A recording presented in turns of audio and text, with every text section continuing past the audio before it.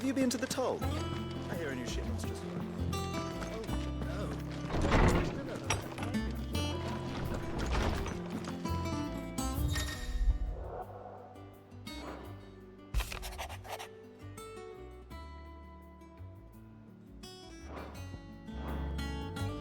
What does Gav have to say?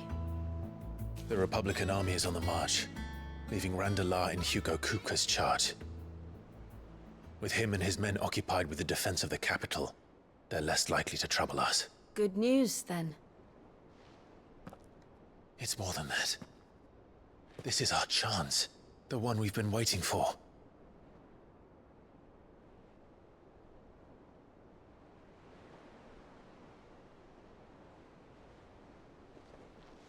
But look how far we've come. All that we have here, our friends, the hideaway, are they not cause for joy? 5 years. 5 long years. If I could only command this power I've been granted, we might have achieved so much more. But each time I reach for it, it's like something is holding me back. Summoning an icon exacts a price not easily paid. Your body knows this only too well. It's merely trying to save you from yourself. And every burden I cannot bear falls to you. This mission of ours has made me question everything I thought I knew. But one thing has become abundantly clear. The crystals take more than they give. In exchange for momentary comfort, we must endure a lifetime of pain, war after war, loss upon loss.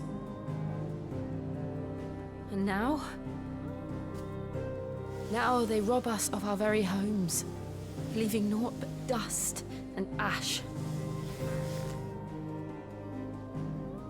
But you're trying to change that. We're trying to change that. And to me, that's no burden. I know, but... Try not to forget. We're only here because Joshua gave us a second chance. It would be a pity to waste such a precious gift.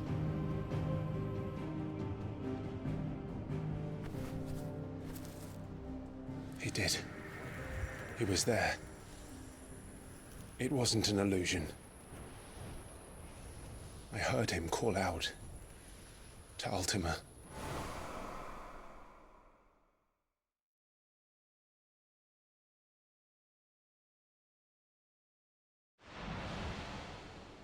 If Joshua is still alive, he'll be looking for that thing. Do you think he will ever come back? I know he will. And we must be ready when he does.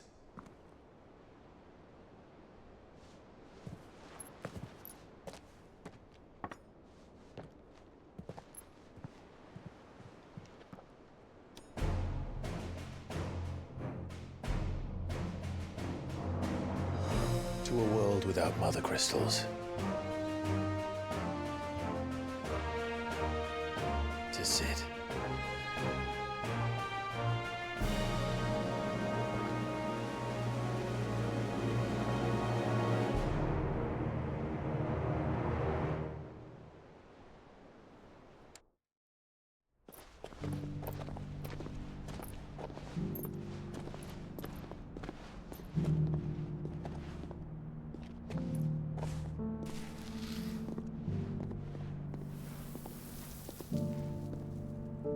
And so the North is lost.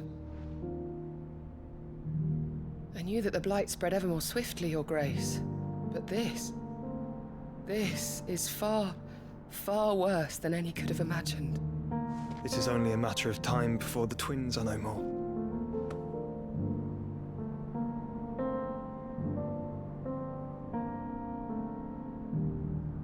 The world marches ever closer to its end, and here we chase shadows.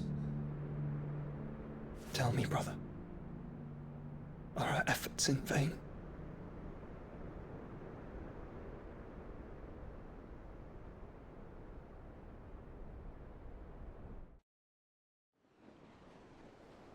Master Clive, a moment, if you...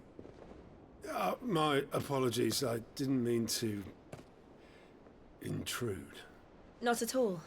We were just discussing strategy. Speak freely, Otto. It's Martha, from the inn. She's gone missing. Anyway, I'll be in the mess when you've finished. Very well.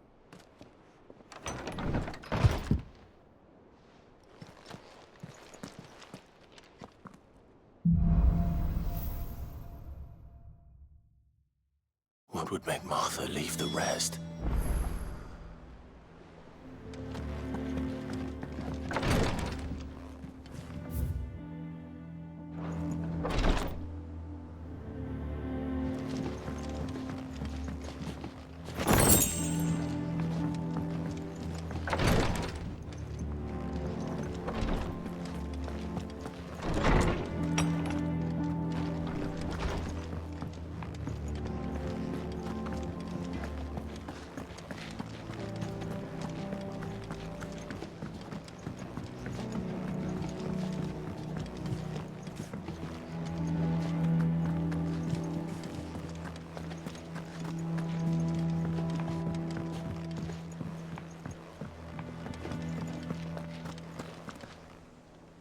What do we know, Otto?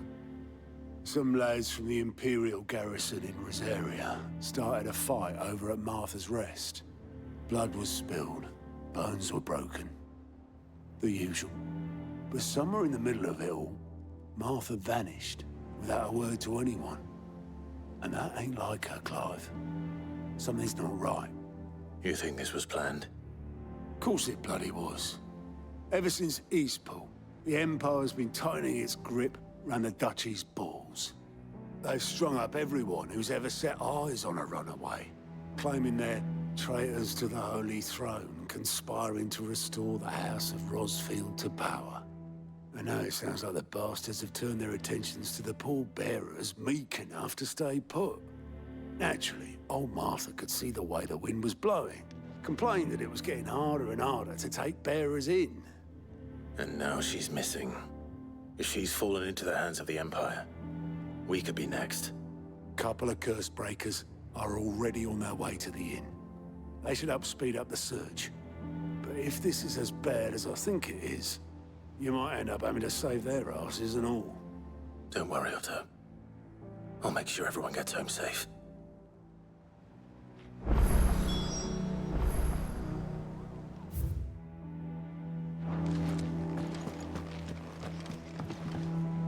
And how may I assist you today? Allow me to educate you. One must understand one's place in the world. Thus ends today's lesson.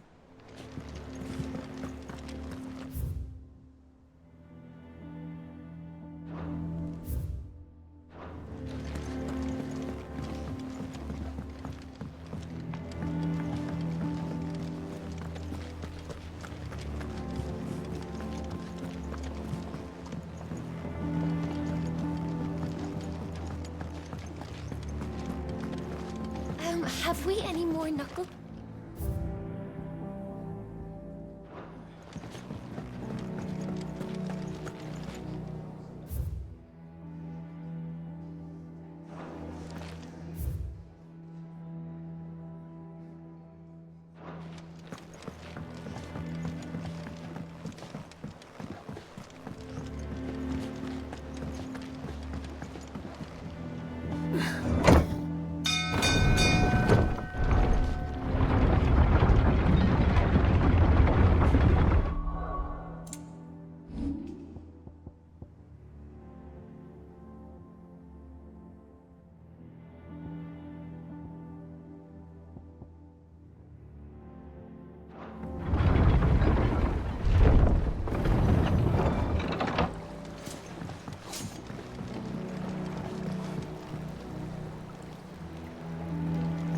With that log? Welcome back, Sid.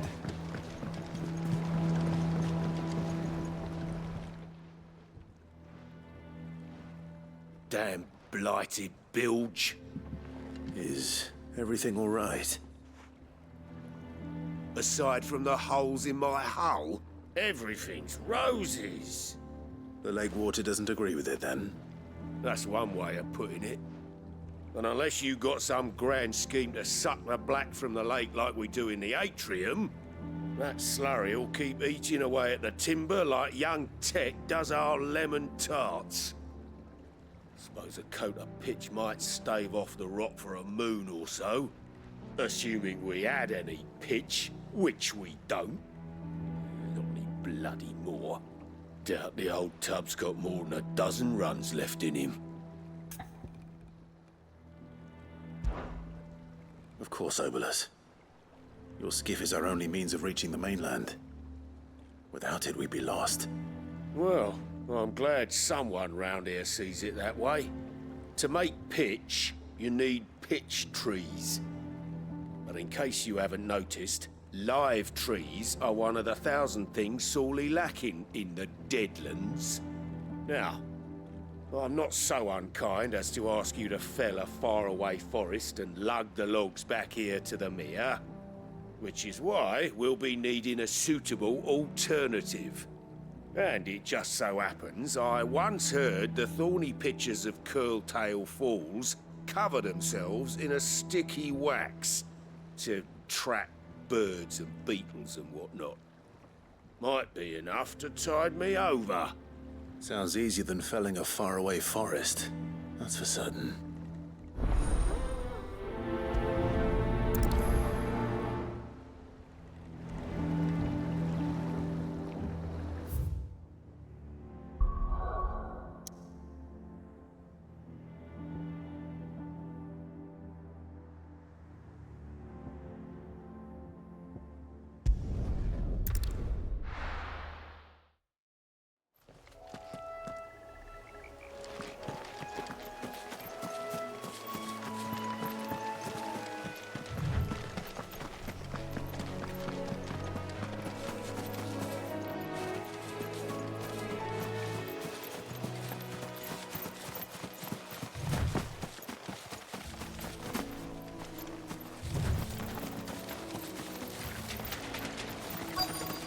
Easier than felling a forest, I said. The trees don't have teeth.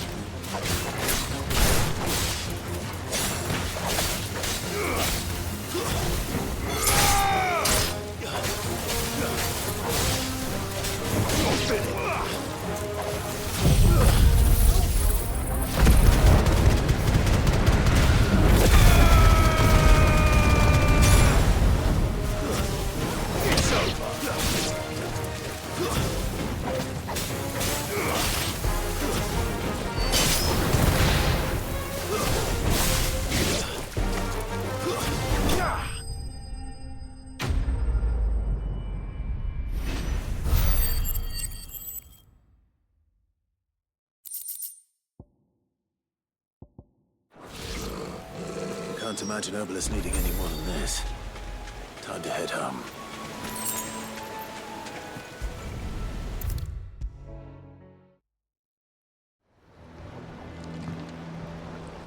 Well, did you find me some wax? Find is one way of putting it.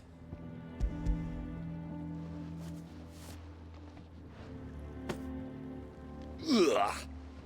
Reeks like a chocobo's arse. I don't suppose because he stays above the way.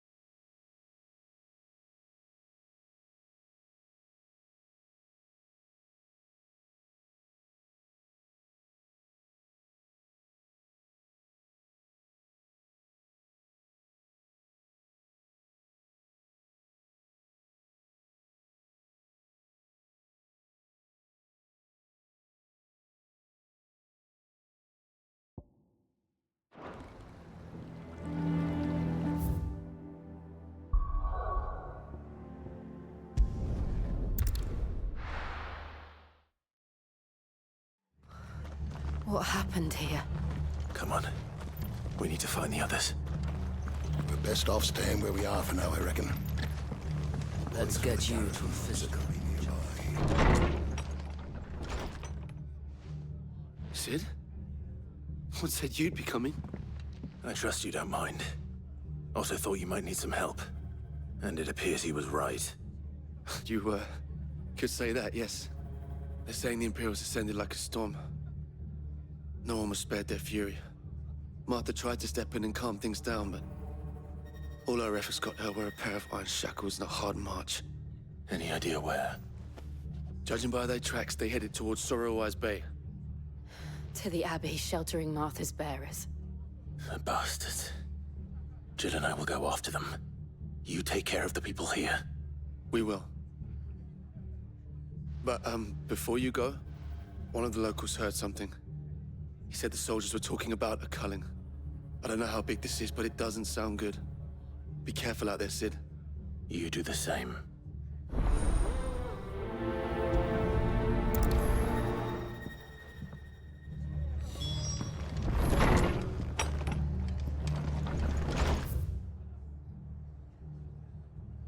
Cole is right. That was no tavern brawl. It was a message. But a culling.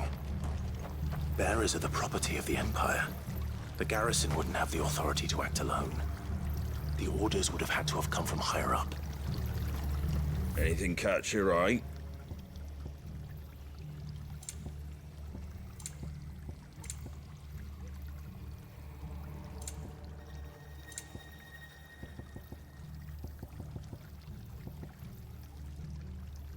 That all, is it?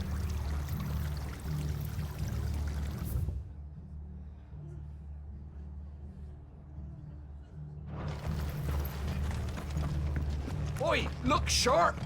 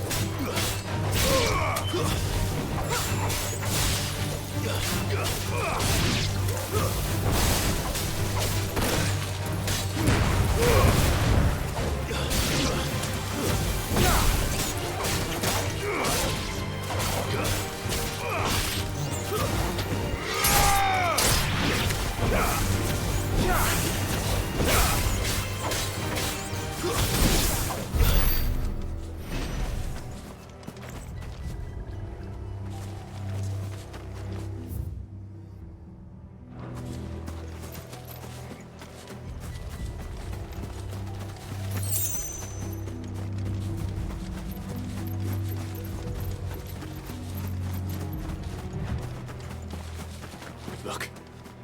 Up ahead.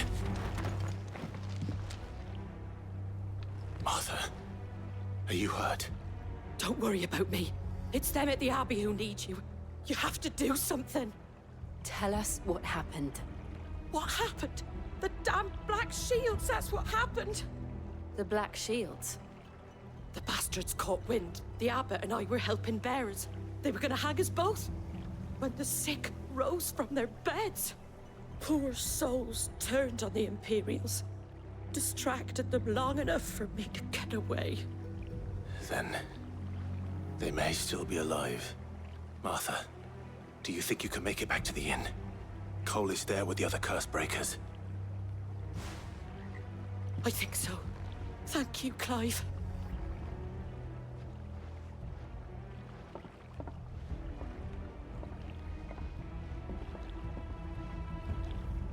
Black Shields. Is this some sort of twisted joke? There has only ever been one Order of Shields in Rosaria, and they fought to defend all her citizens. It seems a step too far, even for the Empire.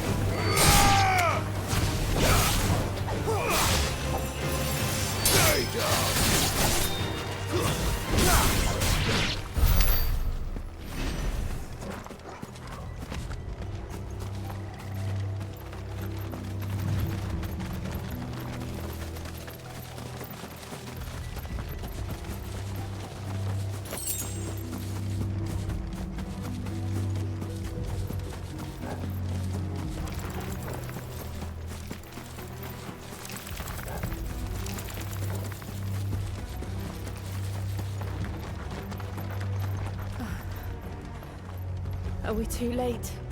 There might still be someone inside.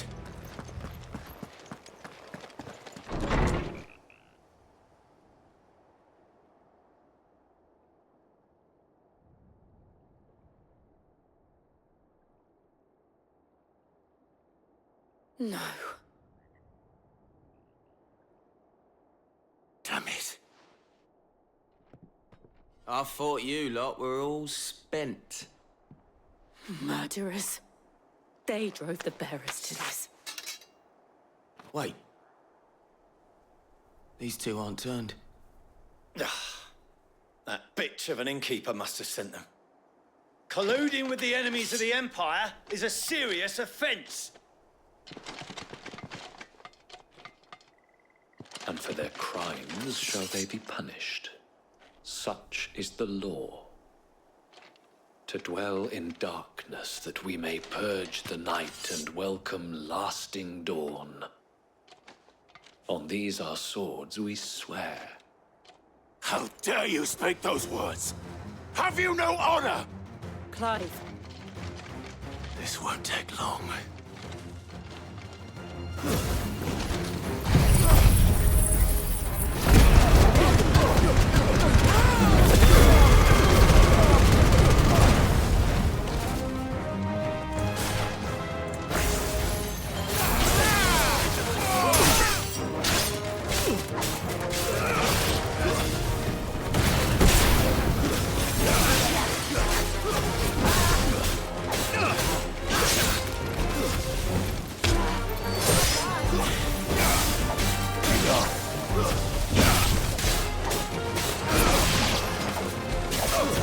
That's it.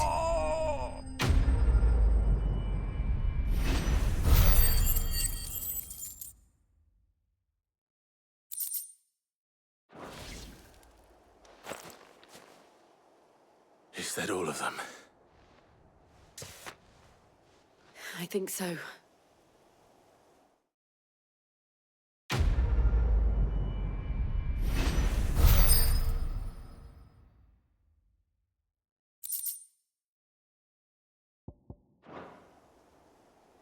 I didn't see the abbot. He may still be alive.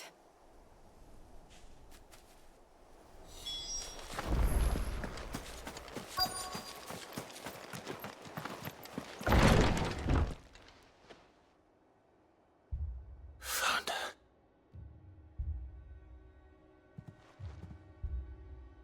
The abbot.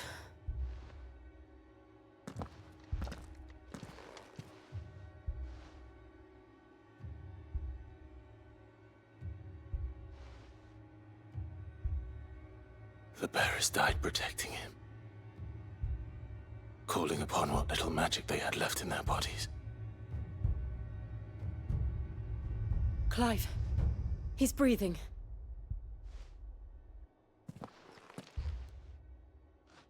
We're friends of Martha. We're here to help. Are the Imperials dead? They are. Every last one. If only that were true.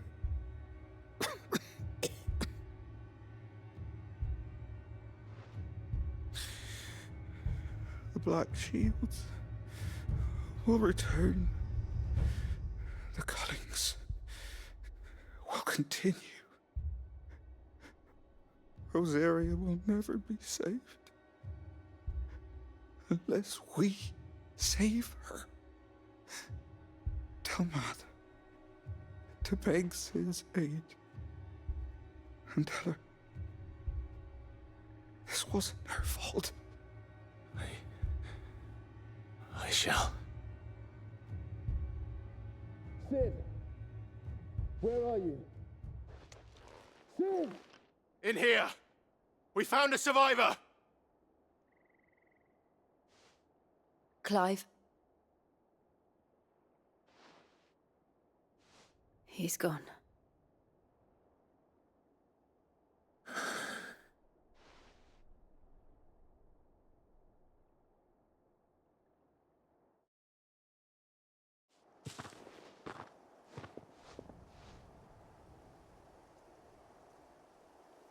We've laid the abbot to rest.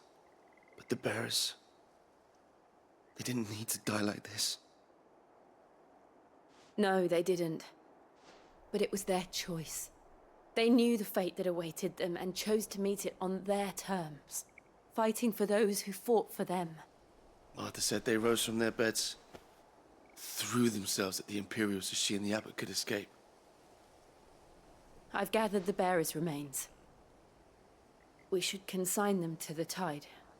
There's a drawbridge not far from here. Reddick's Jump. The currents there are swift. If the abbot was still with us, he'd have taken the dust there himself and performed the casting. I'll get someone to... I'll do it. Of course. Cole and I will remain here and see to the Imperials.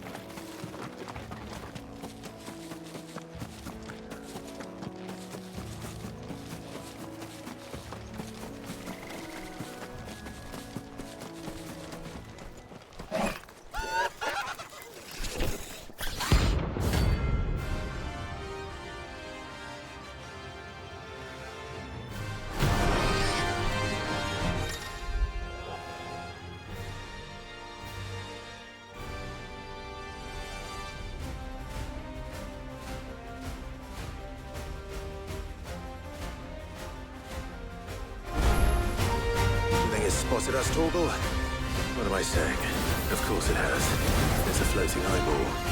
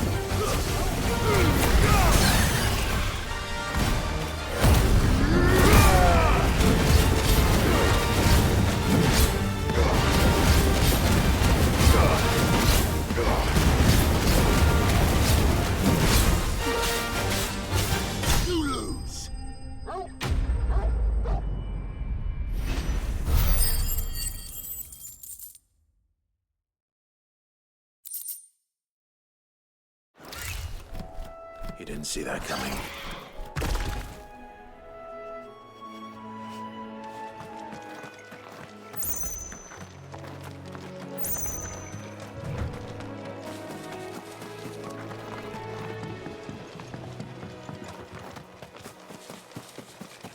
That must be the bridge.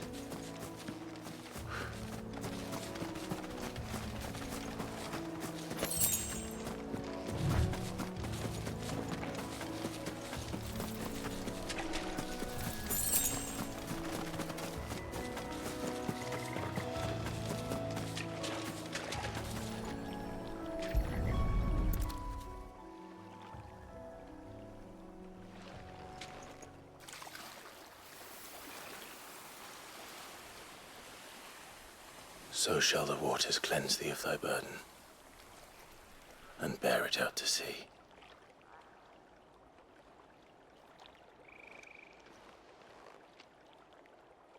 And now they are truly free. I hope so. What of the Imperials? A pyre was made. It's more than they deserve. We should go back. Cole is worried about Martha. All right.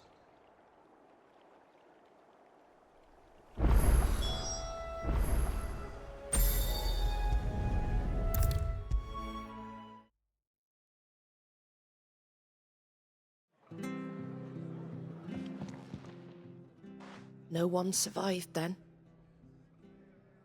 I'm sorry. Before he passed, one of them bade me tell you not to blame yourself. Doesn't mean I won't. Doesn't mean their blood's not on my hands. Cole said you cast their remains. That was good of you.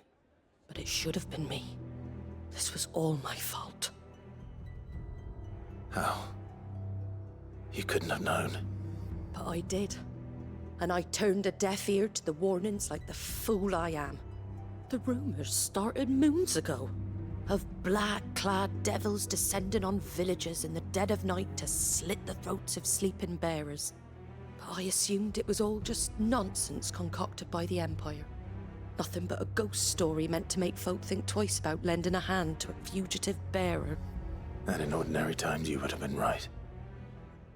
What these Black Shields are doing is unthinkable. Which begs the question, why do it at all? My mother obviously has a hand in this. I cannot make sense of her actions. And picking what goes on in that woman's head is a job for someone with more time on their hands. Right now, I need swords and men to wield them, preferably big ones. If those Imperials think they can come in here again and threaten my people, they're in for a rude awakening.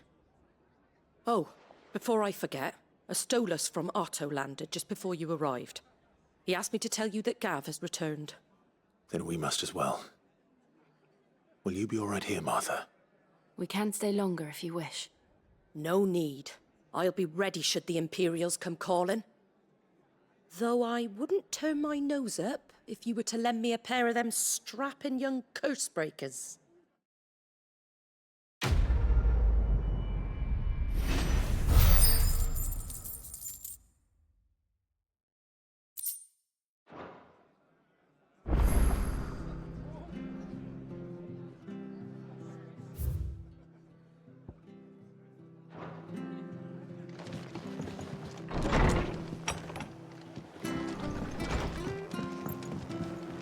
Best off staying where we are for now, I reckon.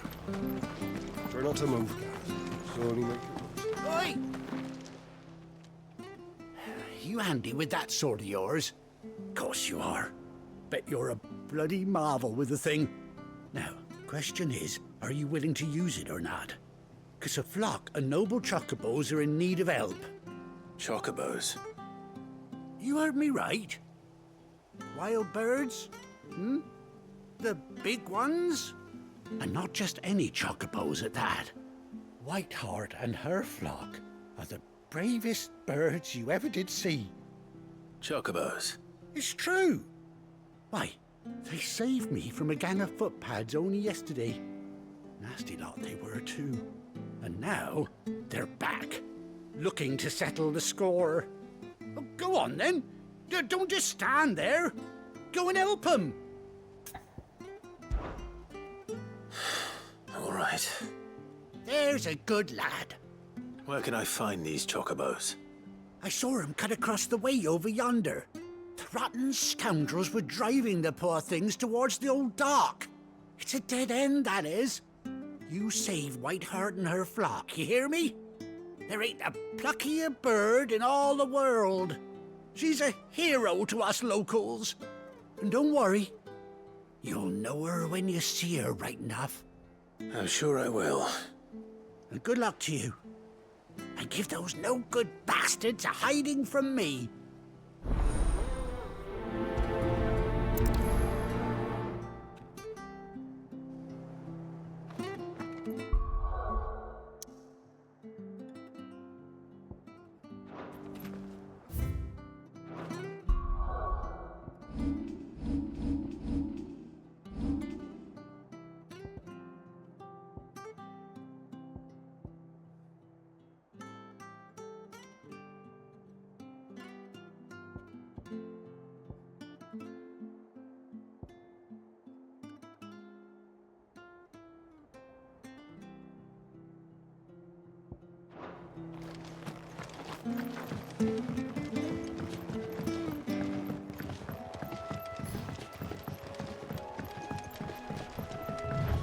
Sweetheart. That's quite a name for a chocobo.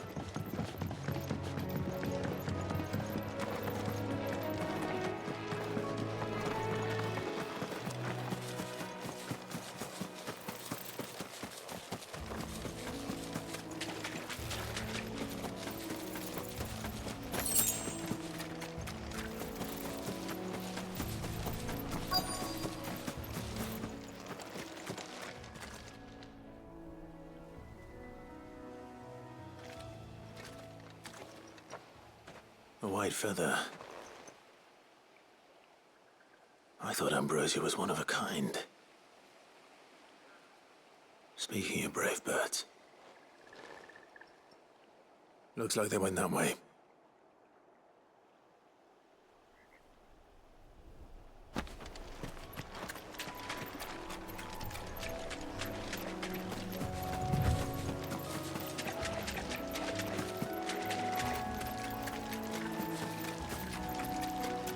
These chocobos aren't going down without a fight.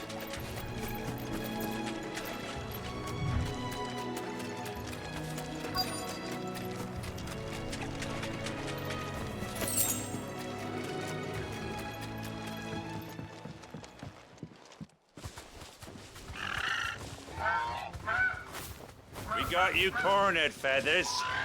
You didn't think you'd seen the last of us, did you? You've been bad for business. But I reckon someone will pay good coin to mount your head on their wall. Not around here, they won't. Oh. And why's that, eh? Because she's something of a hero in these parts. You hurt her, and I hurt you. Piss off. Or better still, how about we hurt you both? All right then. But don't say I didn't warn you.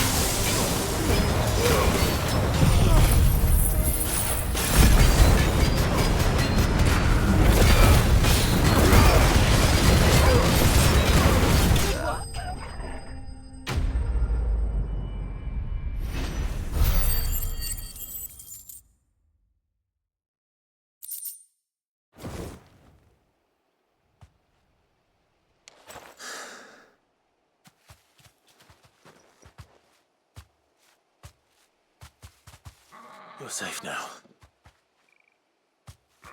White Hart, I presume.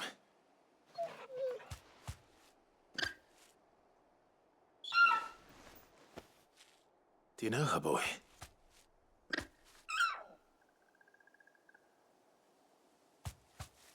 That scar.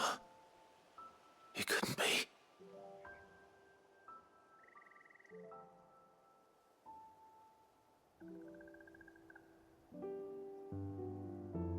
Ambrosia.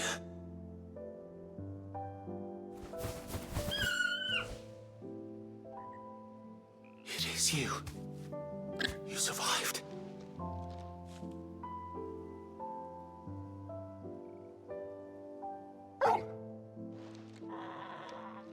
And you found yourself a flock. Oi! Is it over? I thought I'd come and see how you were getting on. Oh, you sorted the bastards then. I knew you would. And the whole flock made it through unscathed. Thankfully, they did. And not only that.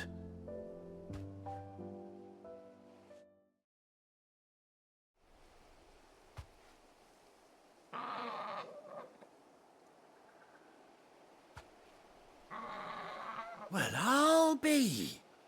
I never stopped to think our hero here might once have been someone's mount. Though I dare say she'd suit a fine fellow like yourself. Reckon our feathered friend must have learned a thing or two from her master. Kind-hearted warrior that you are.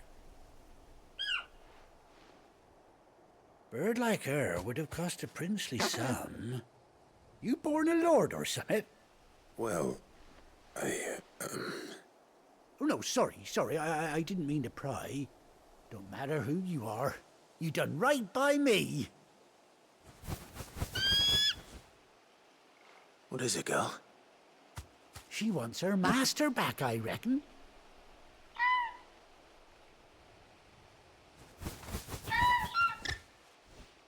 Told you. And it seems her pals agree. Is that it? You want to come with me?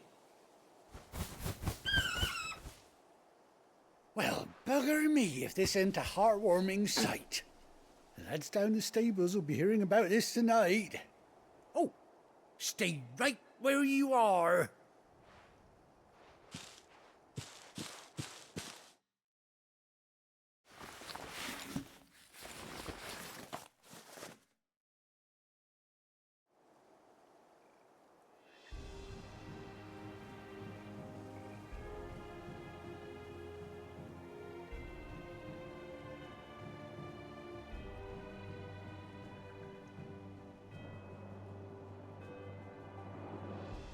Doesn't she cut an handsome figure, eh?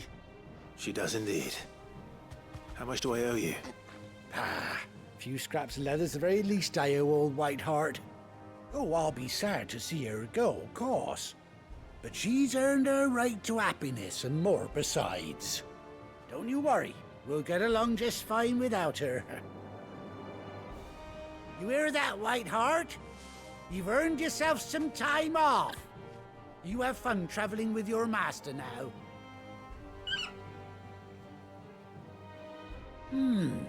You seem awful familiar now I get a proper look at you. That's it. When those chocobos swarmed my cart on the road, didn't you? No, that can't be right. That fellow was a bearer. Must have been my double. Oh, must have been, eh? Oh, that'll be the excitement getting to me. Silly sod that I am. Pay me no mind. Anyhow, best be on my way. Good luck to the both of you.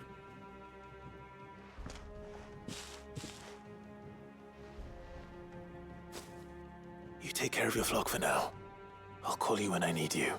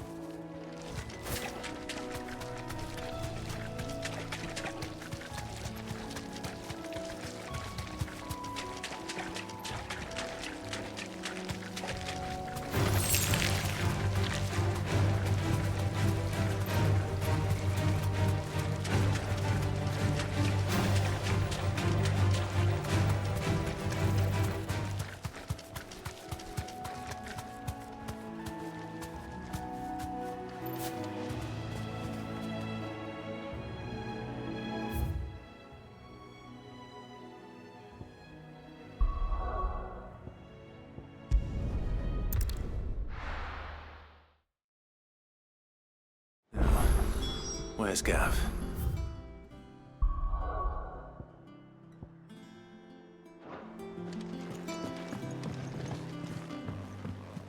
I hear there's trouble.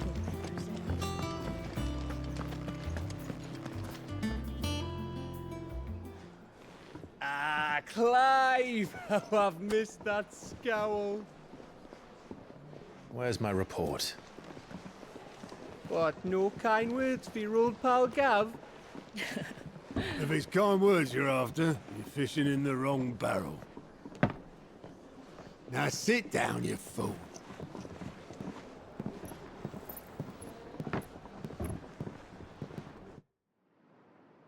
So, you remember how quick the Empire was to occupy the Dominion after the fall of Drake's head? And how pissed off all the other nations were that they didn't think to do it first? Half a century of independence gone at the whim of a madman. So much for their bloody treaty. Clearly, the promise of unblighted land and the world's supply of crystals was too much for his radiance to resist. And now the Republic's finally decided to follow suit, using liberation as an excuse to declare war on Sambrek. Lined up right outside the Dominion's gates as we speak, looking to starve the Imperials into submission. And now all eyes are on the Strait of Author. Well, the two nations beat their shields. The rest sharpen their daggers, ready to set upon the war-weary victor. They'll never see us coming. It's time we moved on the Mother Crystals.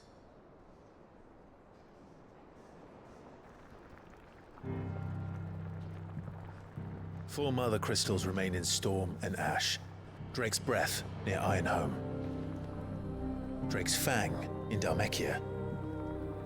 Drake's Spine in Waloed. And Drake's Tail here in the Crystalline Dominion. With the bulk of the Republican army marching to Twinside, Drake's Fang will be left exposed. That is exactly the move Kupka would anticipate. And if there is anything these past 5 years have taught us, is that he loves his traps. There is one place, however, where nobody will be expecting us to go. Drake's Breath. There's a shitload of sea between us and it, and I've never been much of a swimmer. I have an acquaintance in Port Isolde who may be able to help. Who's that then? My uncle, Byron Rossfield. Lord Byron Rossfield of the Seven High Houses, the trade magnate with holdings in over 100 cities. Wait, Rossfield. And you're a Rossfield, of course. My uncle's name gave him his start in the world, but it was his acumen which earned him his fortune. Along with a handsome fleet of ships. Well, it's settled then. What are we waiting for, eh? Huh?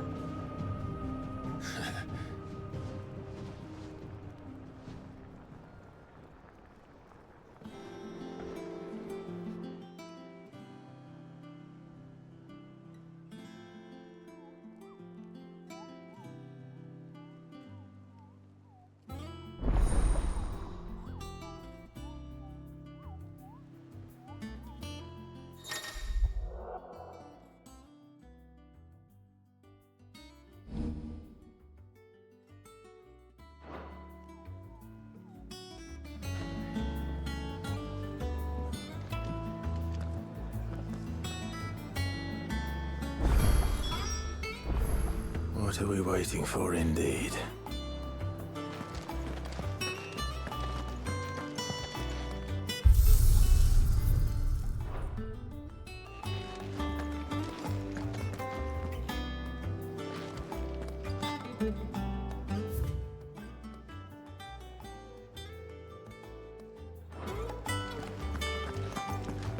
You think it's all right to touch him?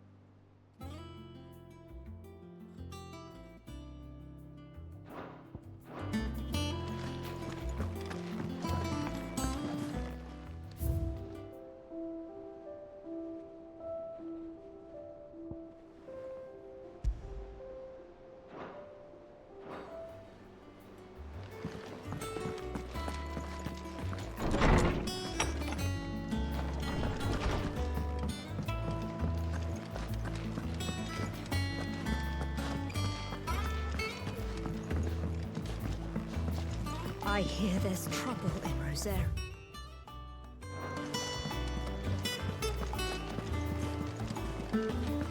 That room's as ragged as... So Martha's all right. What's the matter, Nick?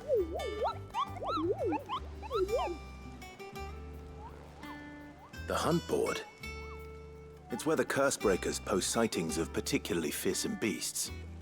Those that might pose a threat to our operations if they were left to roam free. Just because they can't be dealt with when they're spotted, doesn't mean they can't be dealt with later. Was that what you wanted to know?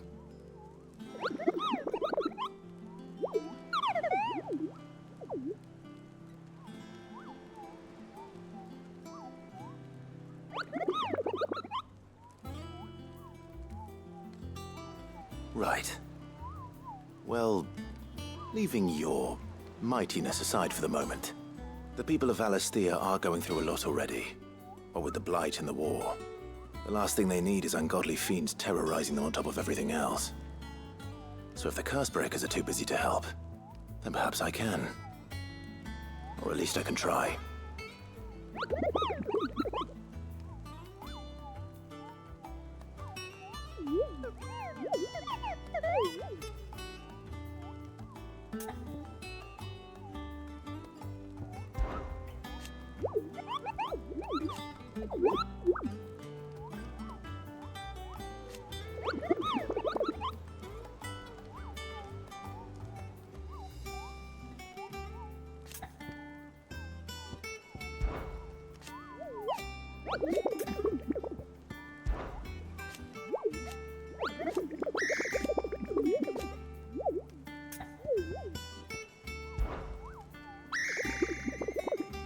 I don't think so.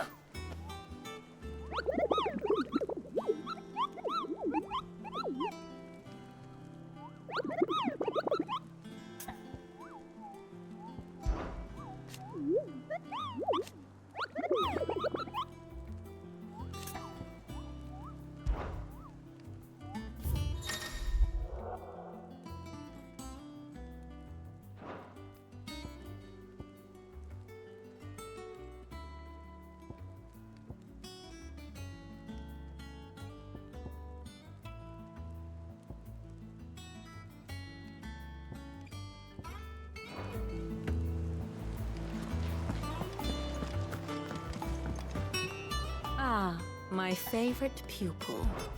What is it that you wish to learn?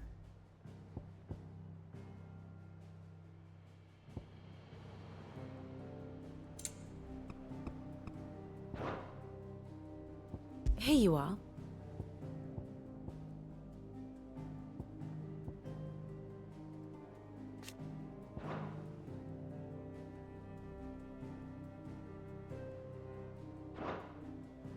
Very good.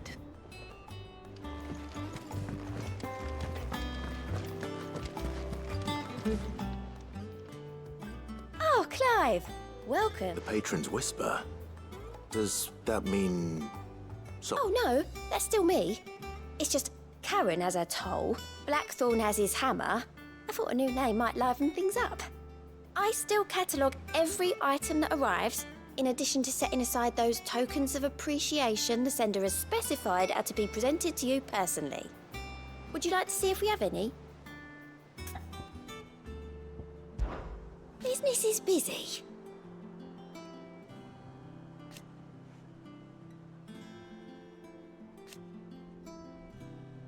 Still.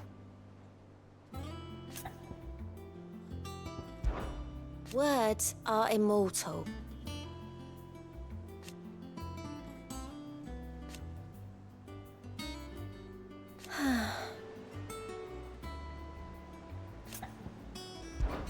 Come to claim your just desserts?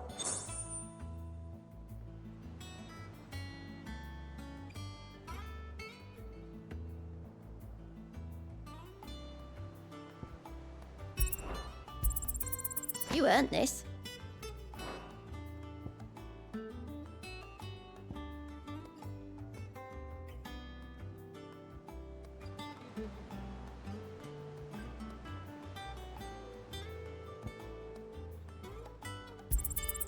All yours. Best of luck out there, Sid.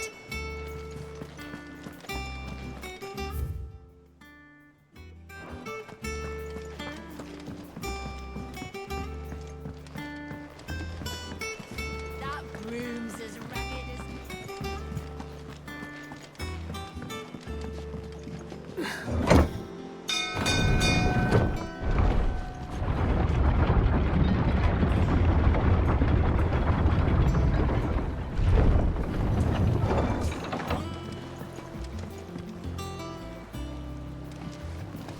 Finish with that log so we can call it a morning.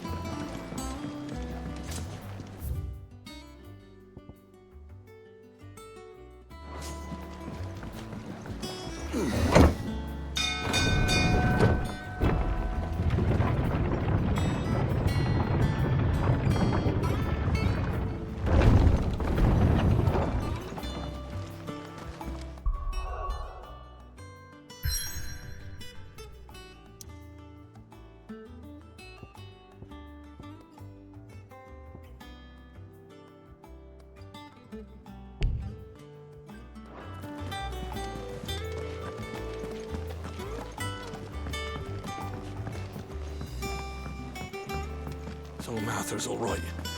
Yeah. Others ways.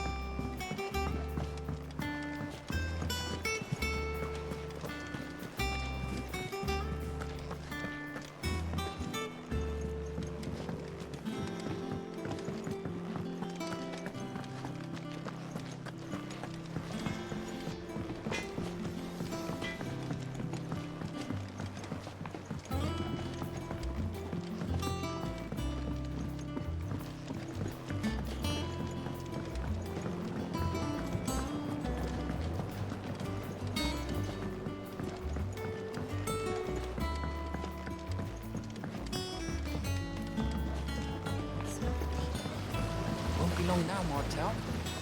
Sid, I am, Is everything all right? Oh, yeah, it's just... Well, as you know, we've been trying to grow fruit down here. It's good to know that something of the old hideaway still lives on. Martel's pride and joy. It was a sapling when she rescued it from the rubble, but look at it now. All our hard work's finally paying off. I took it on, you see, after she died, and now the fruit's finally ready to eat. And not only is it ready, it's actually tasty. Sweet as you like, in fact. She bred the bitter right out of it. Impressive. And welcome news to more than a few, I'd say. I thought this first harvest could go to the curse breakers, on account of all they do for the hideaway. You couldn't take them some, could you? Seems better them coming from you. It'll be nice being the bearer of good news for a change. Thank you. She always had a soft spot for that lot, see? And once they've had their share, I'll see to it that everyone else gets some. Here you go. Martel apples, they're called, in honor of her memory. You hear that, Martel? Today's finally the day.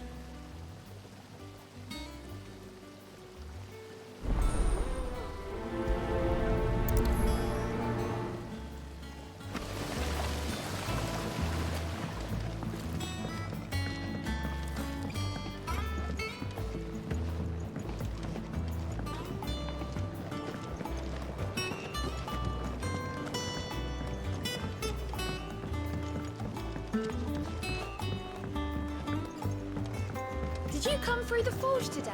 It smells like a still.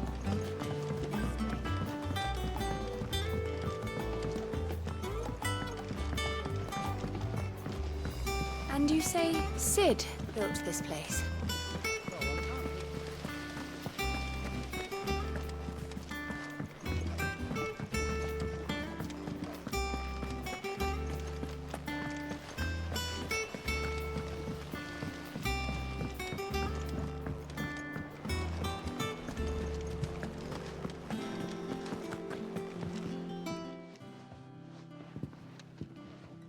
You two look like you could use something to eat. Here. Courtesy of Martel.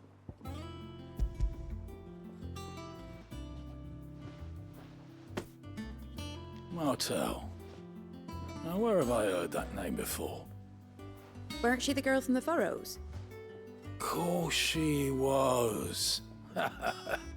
An odd sort, that one. Loved plants more than people. Aye, and brave as a bane might. Remember when she ran back into the hideaway to collect them trees when Titan attacked? Wait. These aren't those apples, are they? Well, I'll be. She'd have been proud, and rightly so. Thank you, Sid.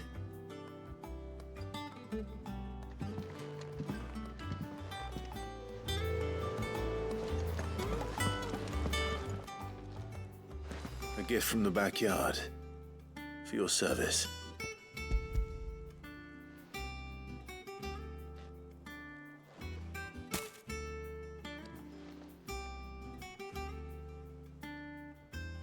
Blimey, these take me back. I haven't seen a hideaway apple since. Old Sid was the only one who could stomach the things. He'd nab them right from the branch, made Martel livid. Not that anyone could stay mad at the man for long.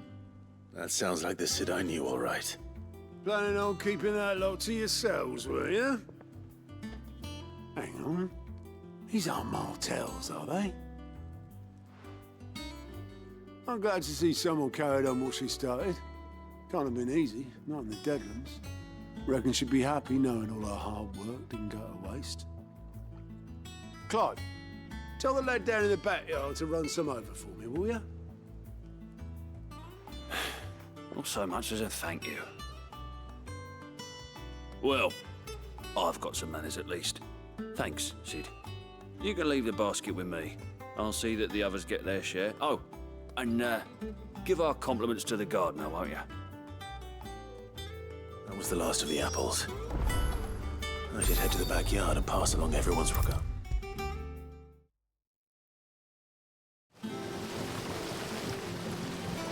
The curse breakers send their thanks.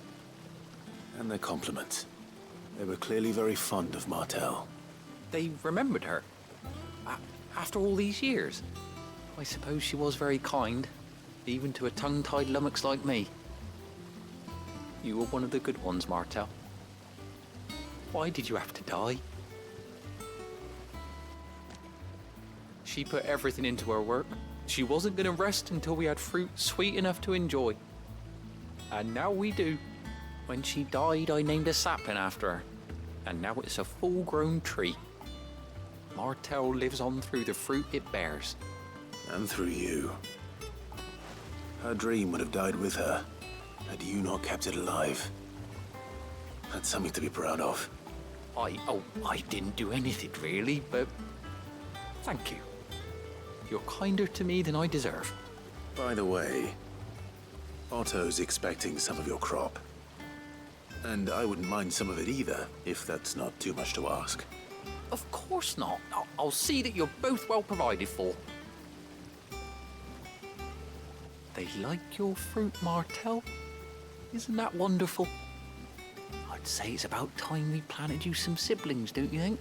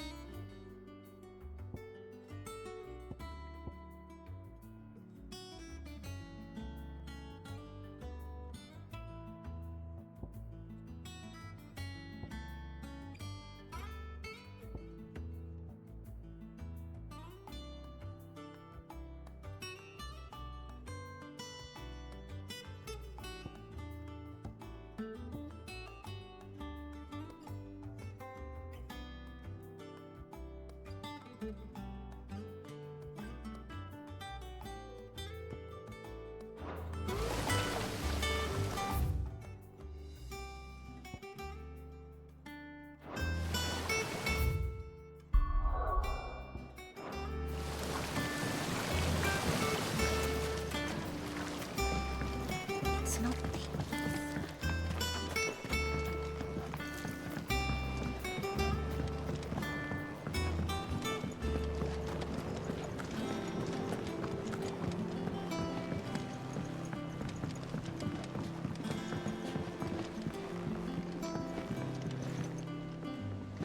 Did you come through the forge today?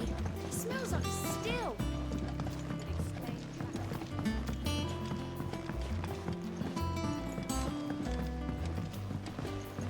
And you say Sid built this place? Oh, one can't really build. What's it like?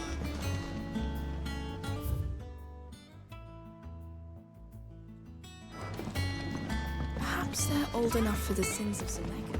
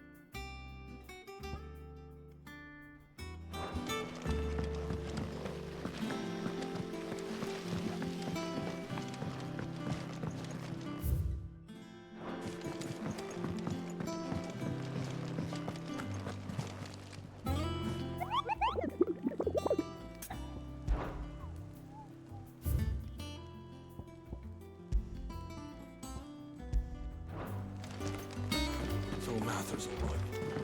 Yep. Oh, that's why it's so lucky now. That room's as ragged as...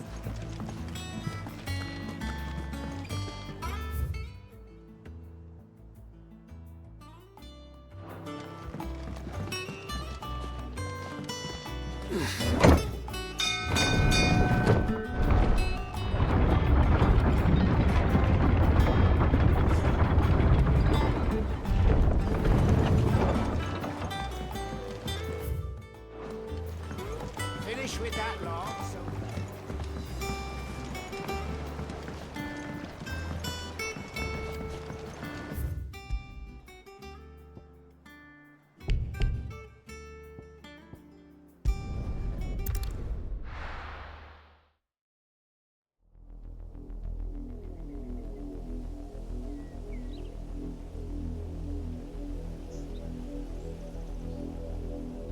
Do you think it was wise to leave, Gav?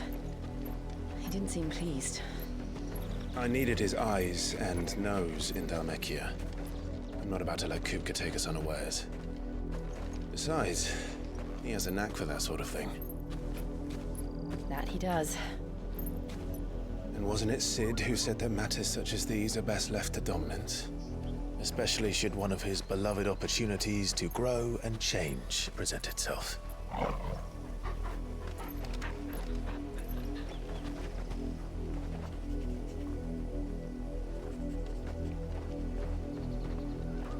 I always knew that I would return one day. Return to Ironhome. For what?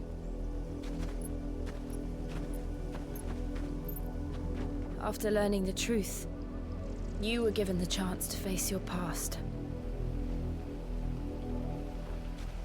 If I am to continue at your side, I must do the same.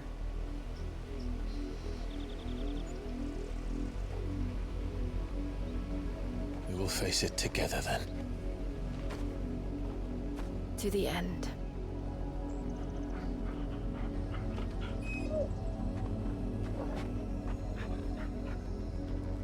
Come on.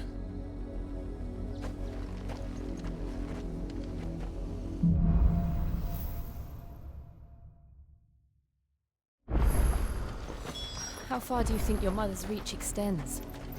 Will we find the same tragedy in the south as we did at Martha's Rest? More than likely. Which is why we should hurry. There are still many settlements between here and Port Isolde. We visit as many as we can and hear their stories. Starting with the village of Amber.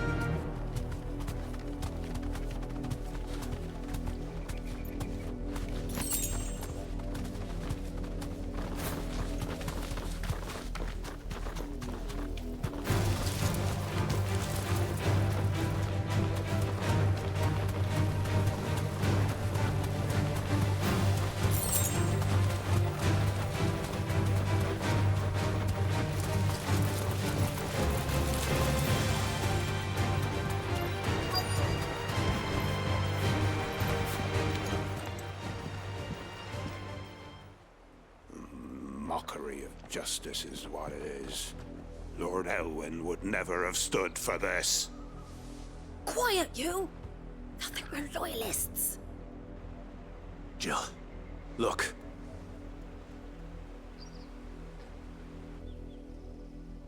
Rosaria must be cleansed of the stain which befouls her, that she might rise once again from the ashes to welcome a new dawn. 'Twould be a pity to make examples of you all, for the transgressions of but a handful. Of course, your lordship. You shall have our full cooperation.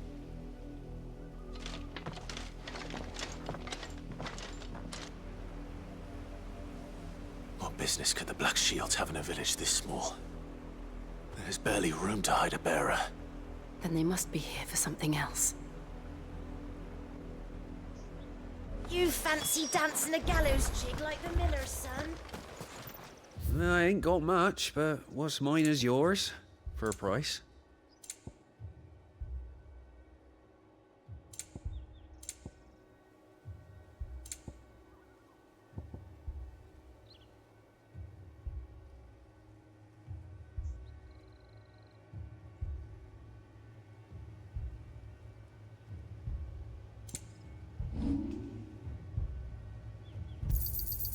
I'll find it at get home.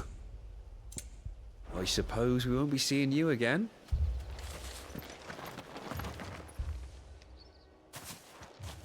Excuse me, but what was all that about earlier? You haven't heard? Someone's been stirring up trouble. There have been attacks on the garrison, supplies stolen.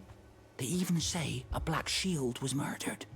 The Empire wants answers, and what the Empire wants, Empire gets. Don't they just? Keep your ears open, eh? The Black Shields will pay good coin for information on the culprits. You'd have to be dull as a sack of stones to think you could take on the Empire. What with their 100 full legions? 100? I heard it were 1,000.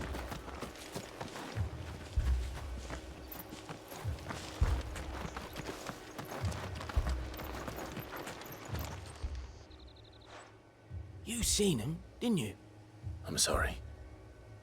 The Black Shields. Just now. You seen them, didn't you? At least I think there was a Black Shield. Can't say I ever saw one before. Was this the first time they visited the village? What do you think? Amber's the arse end of nowhere. And they thought we might be harbouring firebrands. Huh. If only we were. I might have turned them in and become a Black Shield myself. You don't think these firebrands the Empire is looking for could be us, do you? I don't know. But we need to find out.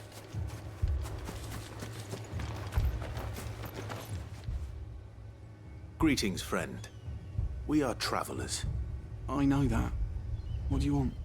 We couldn't help noticing those Imperial soldiers who were here earlier. Don't you go telling these strangers a thing. I speak for the people of this village, and we have nothing more to say to you. You are to leave Amber and never come back. May I at least ask why? I don't know who you are or what brings you here, but your presence puts us all in grave danger. The Empire is a harsh master. Its demands are great, and its justice swift. But as long as we keep our heads down and pay our tributes, we are left alone. Some might call it submission. But if it will spare my people the Viceroy's wrath, then I will gladly submit. This village will not become another East Pool. Then we shall be on our way.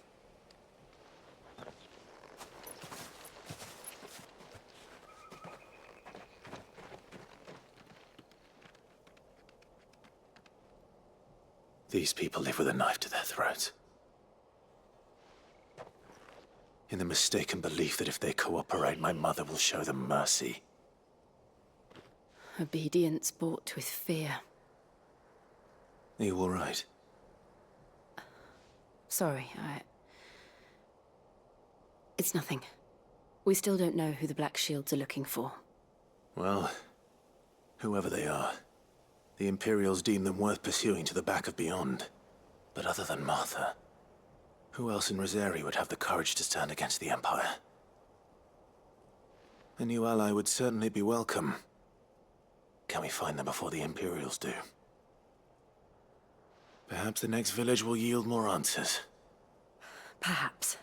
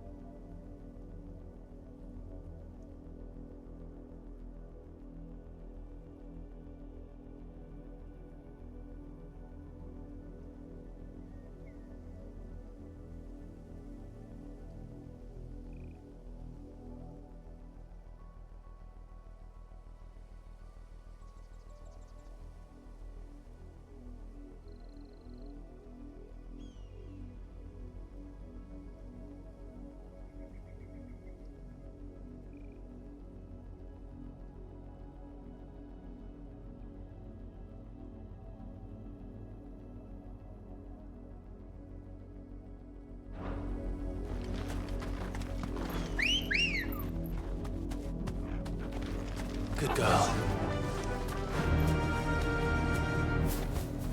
Yeah! This pass will take us through the mountains. And directly into the path of whoever or whatever lurks here.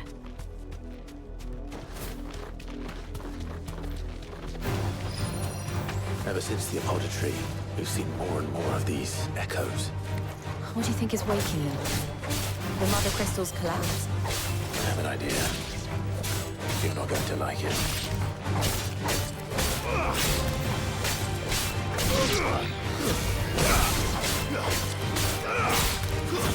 Stay down! It's over!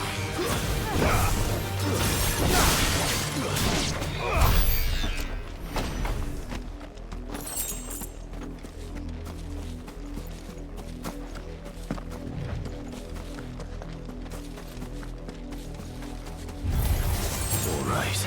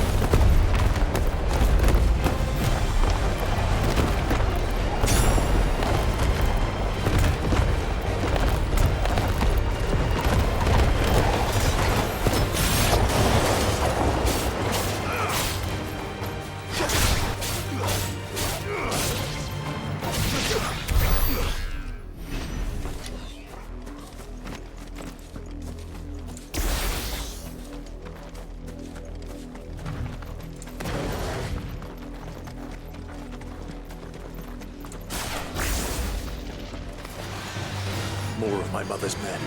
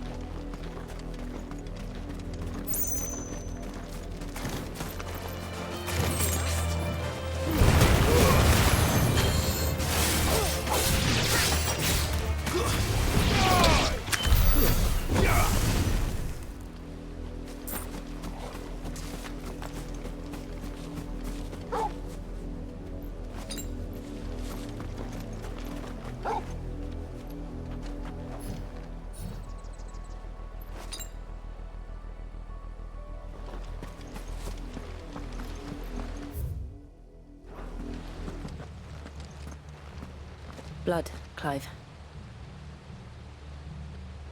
And still wet.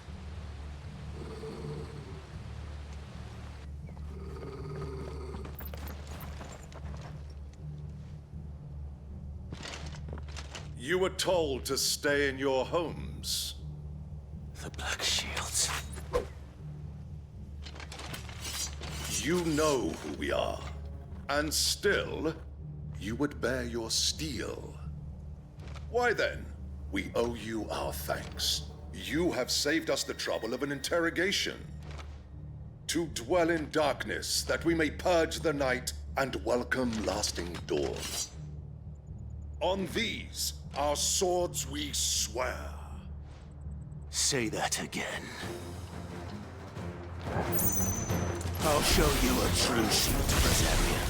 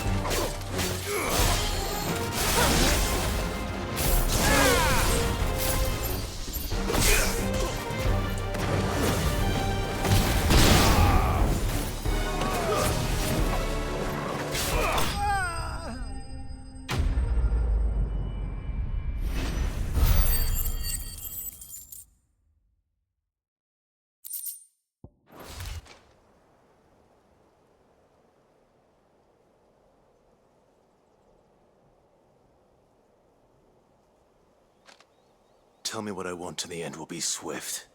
Who are you looking for? Why, you. We come bearing a message. Your friends have been found. The branded you freed from our camps. They await you in Ordeal. Guardians of the Flame.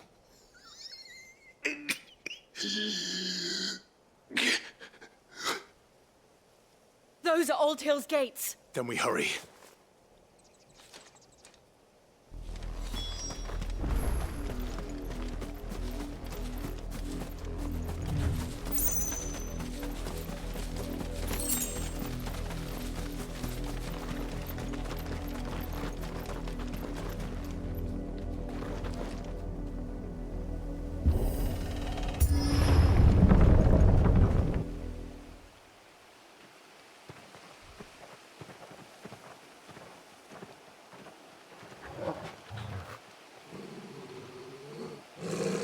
Find something, boy. Death.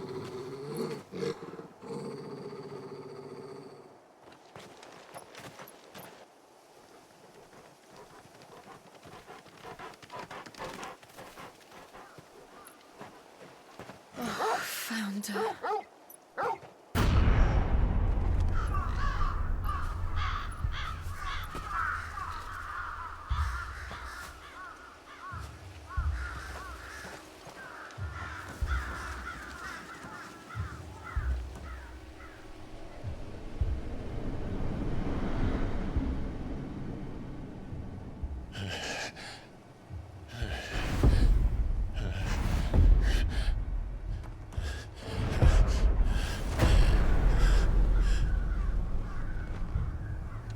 This was my mother's doing.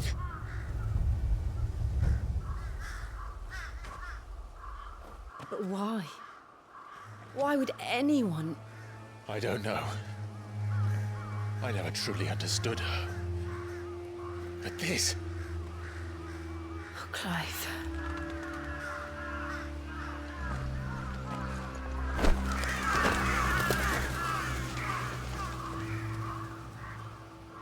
I will learn what madness drives her, and I will end it.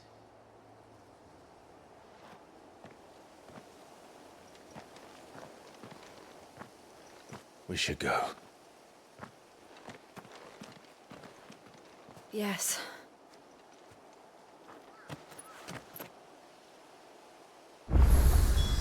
We can't leave them here like this.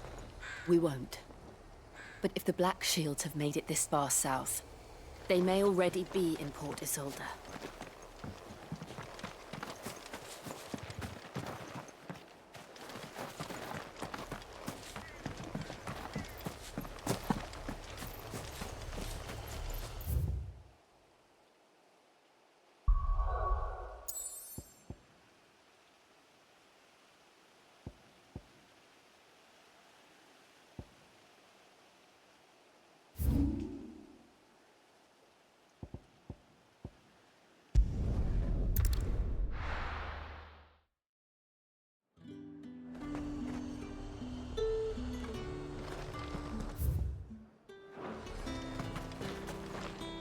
What can I do for you?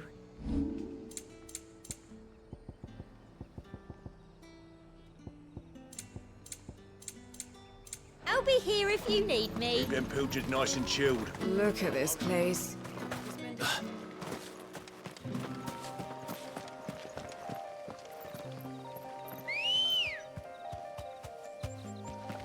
Let's go.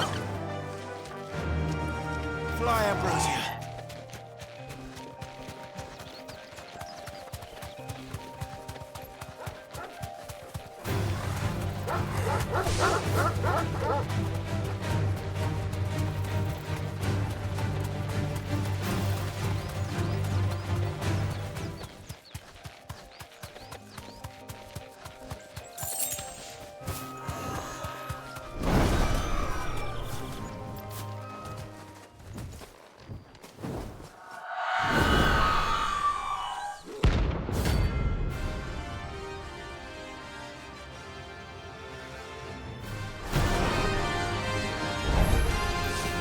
That's what I think it is. This isn't gonna be easy.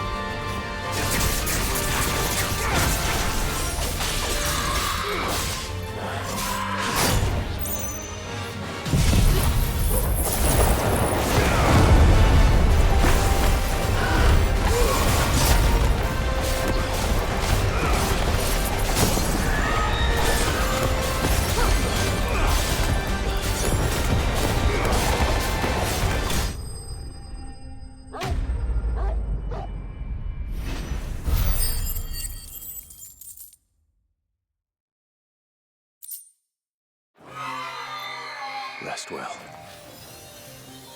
I know I will.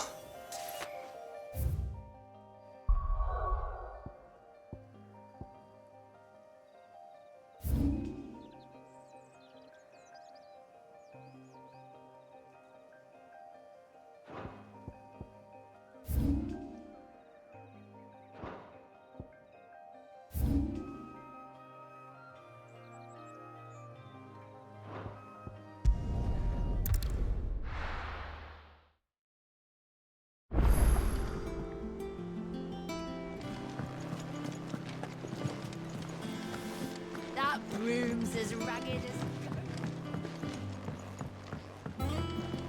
So Mather's all right. Yep.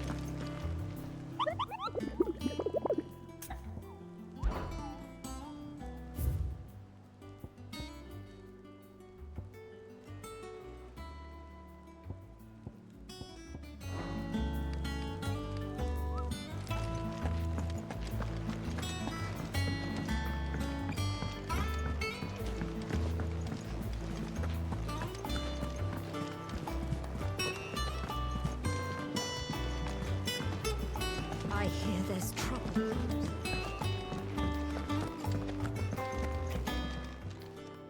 And what can I do for you? You'll not find a better price than that. You think it's all right to touch him?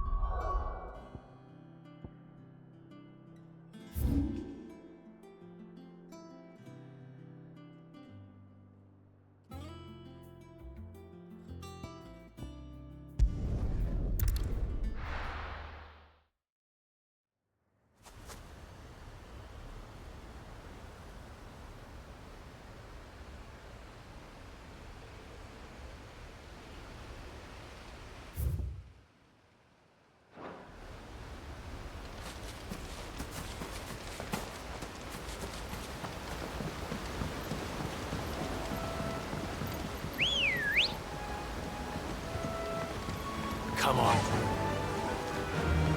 Yeah!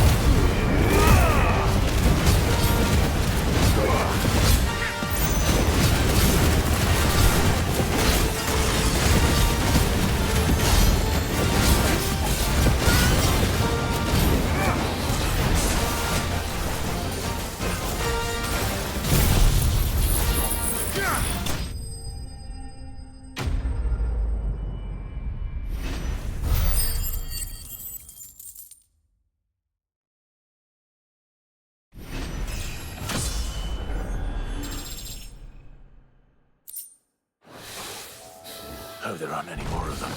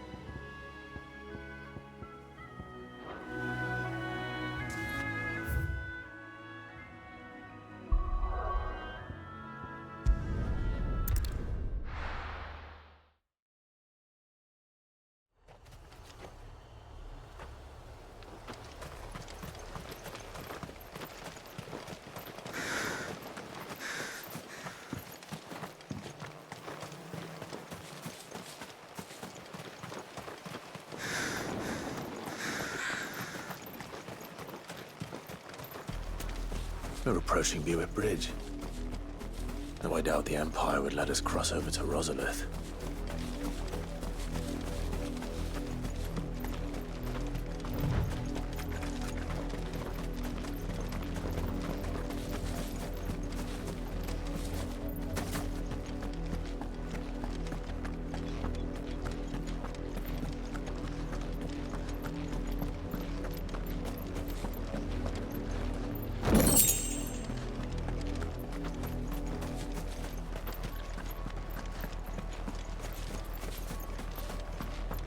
They're all Rosarian. But this is their home.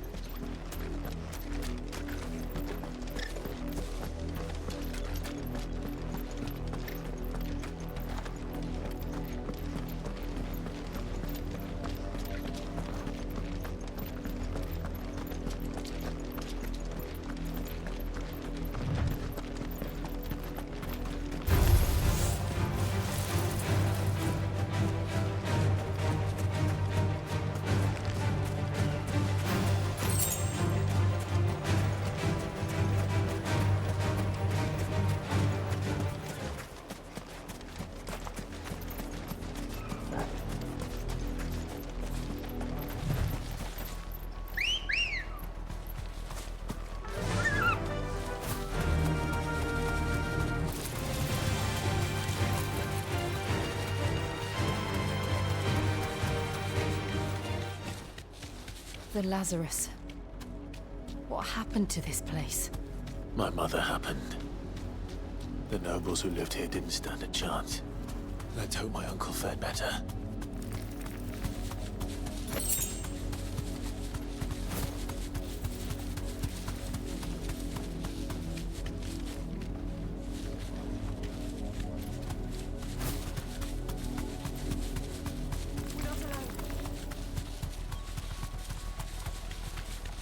That's the main gate.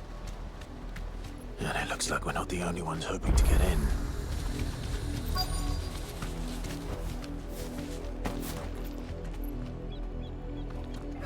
Let us pass!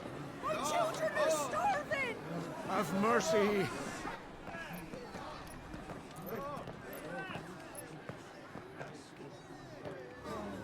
Voice-rinsed dogs they are! You can't ignore us forever!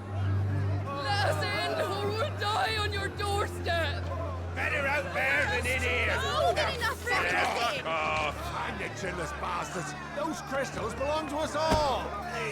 I said, away with you, filth! Back to your stalls! Cut you down where you stand! Destroy it! No chance of slipping through unnoticed. We'll need to find another way in.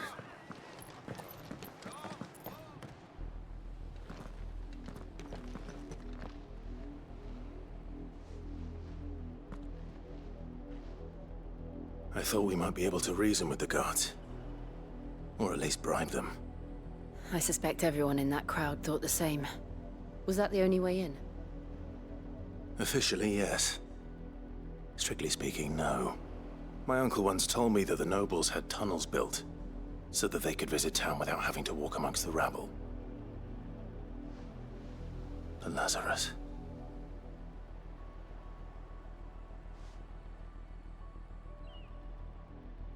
We'll find our way into the city there. If you're sure. The entire place looked abandoned. Do you think it's safe? As long as it is abandoned.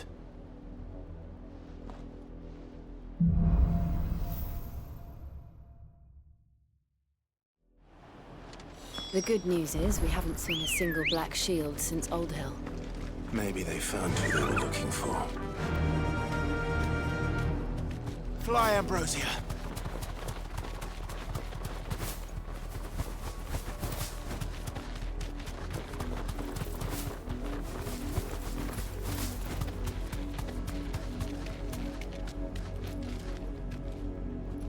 Be safe.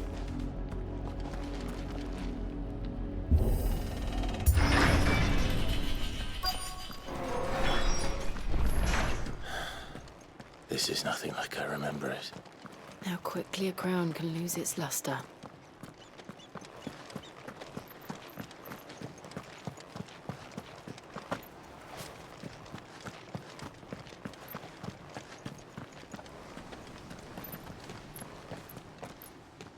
Not abandoned then. Oi! Visitors!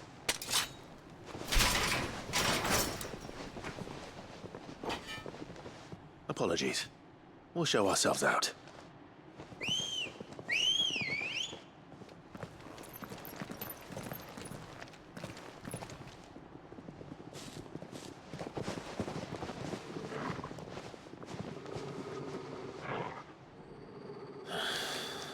Or not.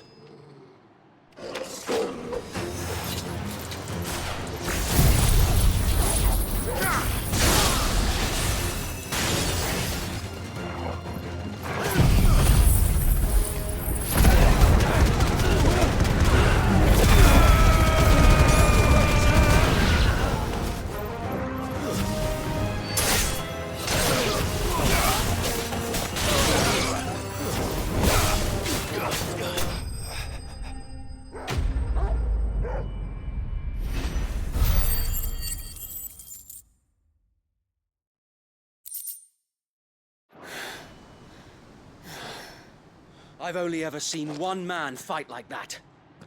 And he's long dead. Then perhaps it's time you joined him.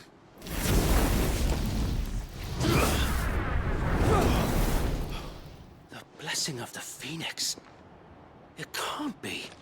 I was there when you died. Huh?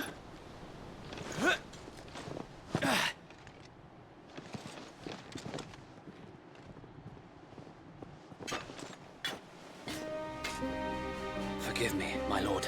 I knew not whom I addressed. You have naught to fear from us.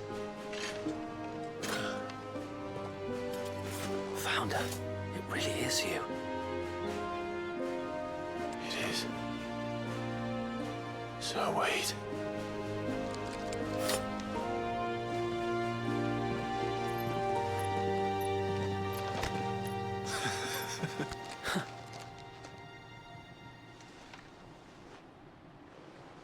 We can speak inside.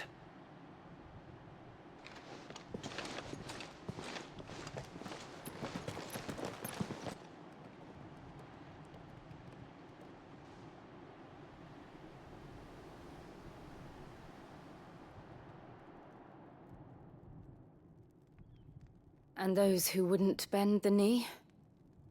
We left before the Empire could make examples of us, though we didn't go far. And we banded together to form the Guardians of the Flame soon after. Alas, there is only so much a handful of aging shields can do against the might of an empire. But We've seen to it that their stay has been anything but pleasant. Of late, though, we've had our hands full just trying to keep the Duchy's few remaining bearers out of the Imperial's clutches. The Cullings. We saw what happened in Old Hill. Aye. The foul work of the Black Shields and their mistress. You mean my mother? But it doesn't make sense. Even knowing what I know about her. Her hatred for bearers was no secret, but she wouldn't have been ignorant of their value to the realm. No offense, my lord. But in case you haven't noticed, the Lady Annabella couldn't care less about the realm. She barely even cares for her own home. That much has been plain since the slaughter at Eastpool. And, since granting the Holy Emperor a new heir, her obsession with bearers only seems to have grown. As to why, I don't know. Maybe she can't bear the thought of anyone having the power to challenge her beloved son. Her son. Sir Wade, the Black Shields have broken camp. They march in full force for Buick Bridge. Then so do we. Make ready.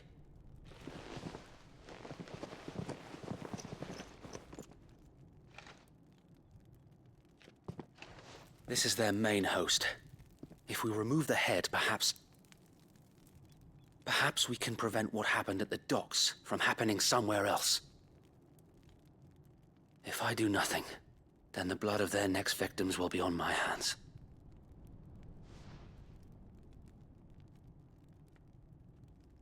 Yours and ours.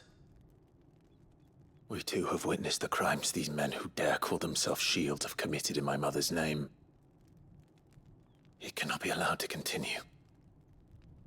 We must put a stop to this madness. We must. So let us go with you. For the good of Rosaria. I was hoping you'd say that. Very well. If that is your wish, I would be honored to serve at your side. And we at yours. So, Wade, let us do our duty. With pleasure, my lord.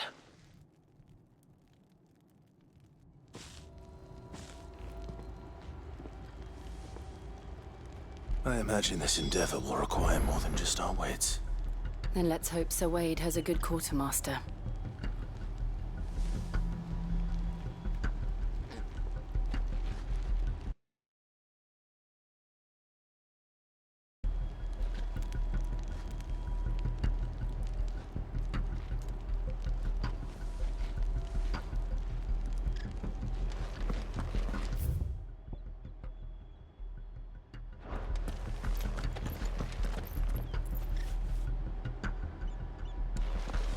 You're telling me that's the Archduke's son? You are welcome to what little we have managed to salvage.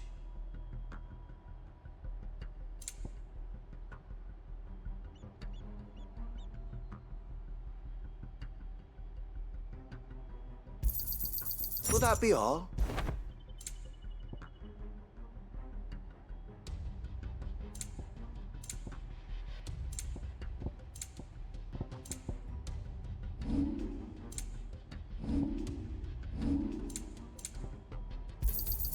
May it serve the cause well.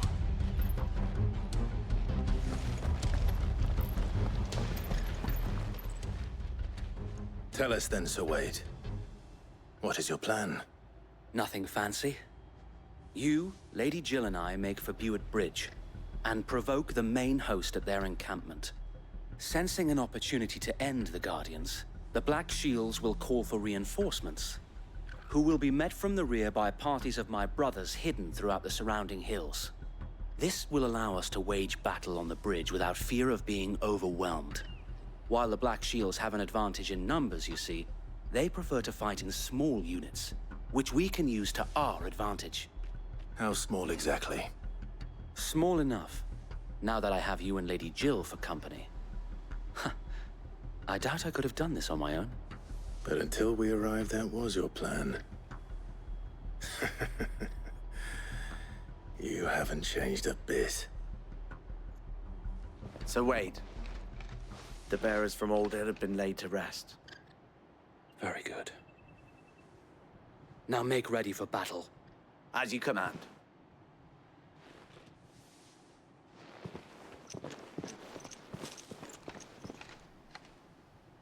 Thank you, Sir Wade. Perhaps now they will find peace. There is but one thing which will grant them peace. Putting an end to the Black Shields. And so we shall.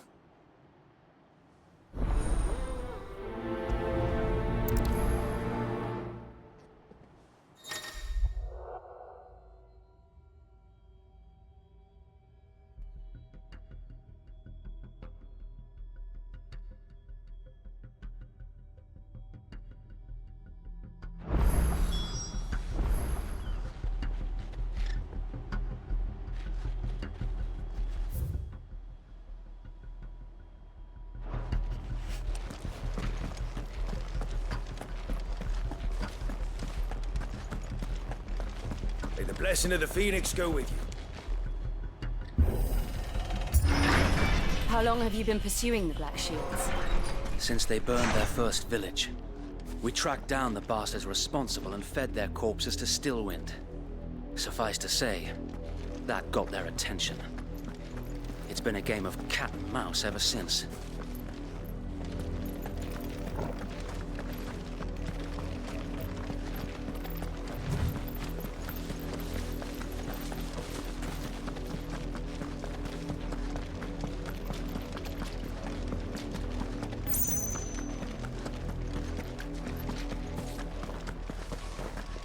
Sideways. Come along now. Bastards are lucky on you. There they are. On your command, my lord.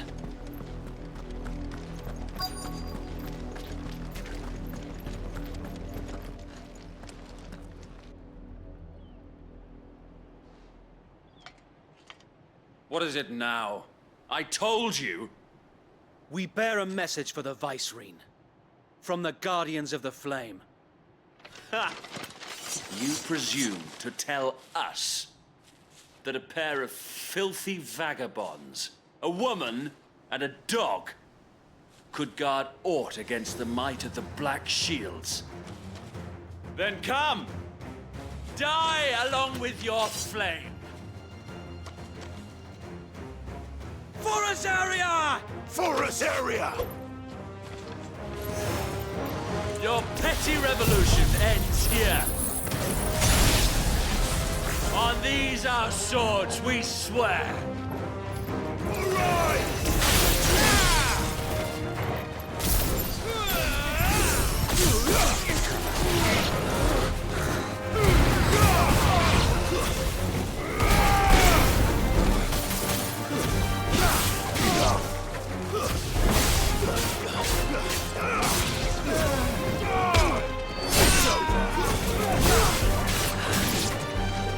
Bloody hell!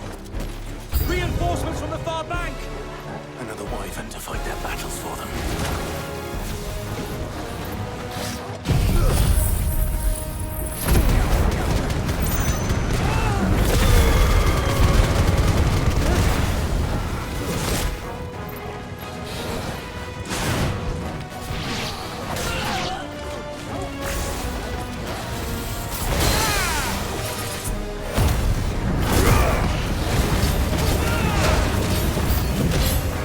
More dragons!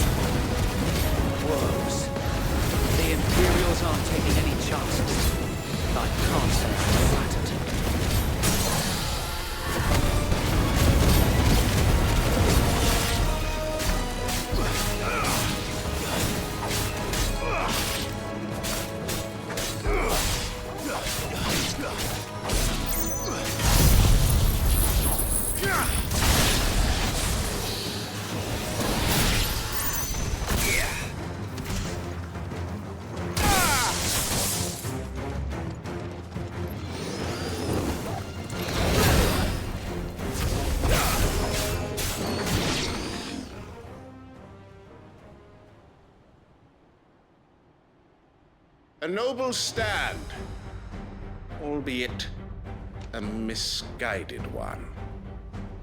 In taking it, you have but proven our point, that this land is in dire need of cleansing.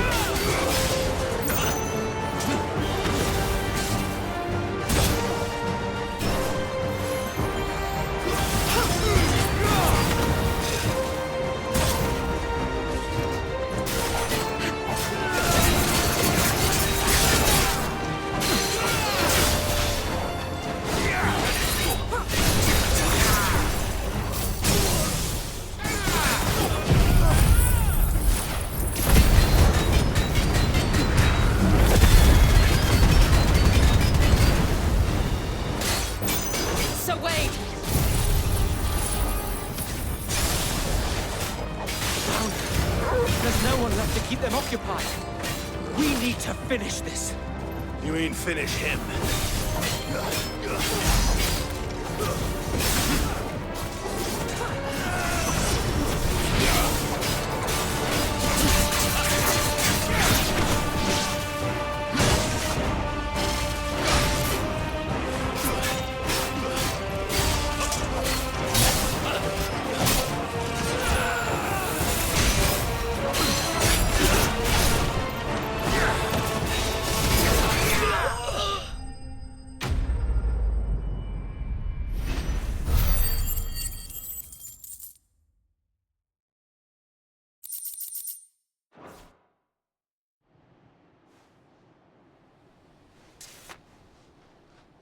I don't see any more. Nor do I. The plan worked. It did. It bloody worked. We sent every last one of the rotten bastards straight to the mud! Lord, perhaps this will be enough to stop the Cullings. For the time being, at least. Perhaps. Though I doubt my mother will take this loss well. She'll move swiftly to see her minions' ranks replenished. And then it will all begin again. I often wonder if the nation we once knew is gone for good. Her fields rot. Her people starve. We battled to preserve the flame that was, but for every foe we fell, another springs up in its place. Yet be that as it may, it is still our home, and we must fight for it. As we always have, and always will. For as long as the Firebird's flame burns in our hearts, the Duchy cannot die. And her loyal subjects may dream of a day when the Rosarian standard flies over Rosalith once more. So wait, Think we should fall back to Port Isolde before the garrison sends reinforcements? A sound strategy, my lord.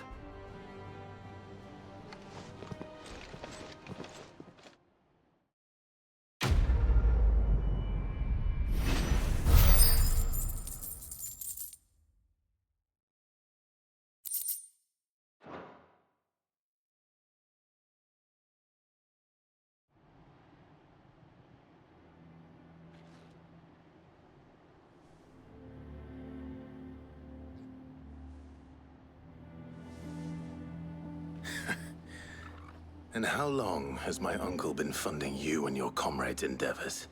Since the beginning.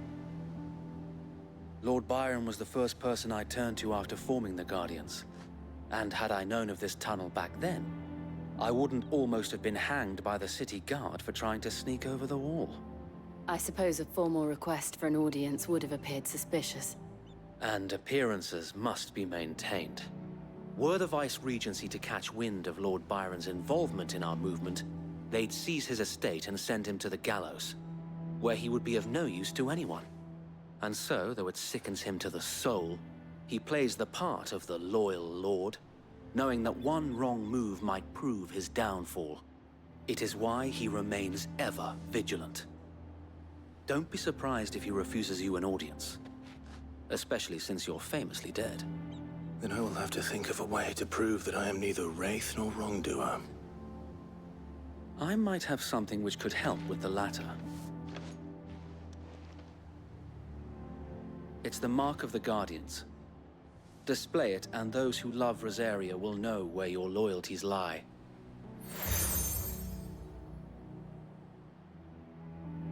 I shall wear it with pride. Be sure that you do. I don't want my men attacking you again. Unless you deserve it. If only Sir Tyler could have been here to see you. Or the Lord Commander. Thank you, Sir Wade. If there is ever anything you need. I know. Go on now, my lord.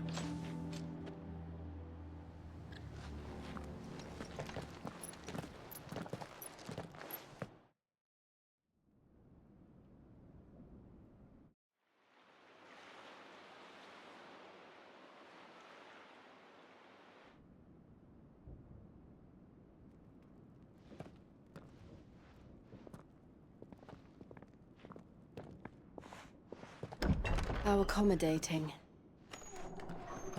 Do you really think they believe we are who we say we are? Not a chance.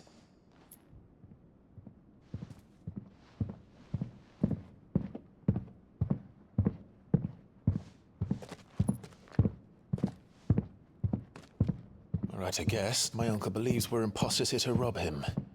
And means to string us up himself.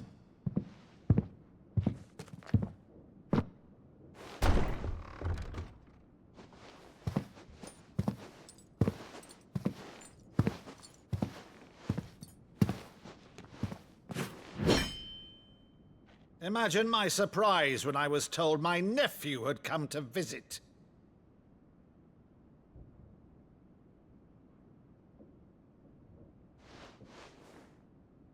Clive Rosfield died long ago. And for uttering his name here, you shall pay with your tongue!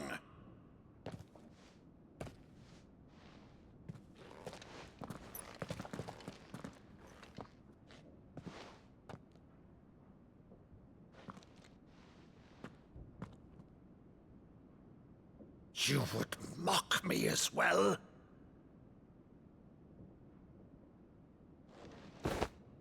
It is I, Sir Crandall of Camelot, loyal servant to Her Serene Holiness, Saint Sybil the Unshod. Meadow, thou vile sorcerer, for thy crimes against church and crown, I shall have thy head.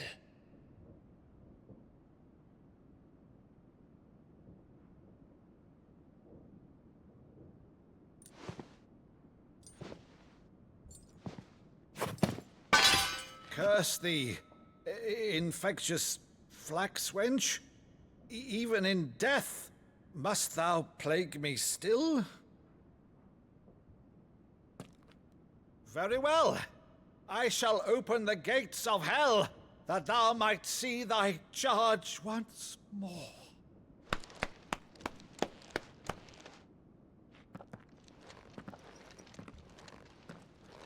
Bravo, Uncle. You're still the finest Maddo in the twins. Oh, Clive, my dear boy, it's really you.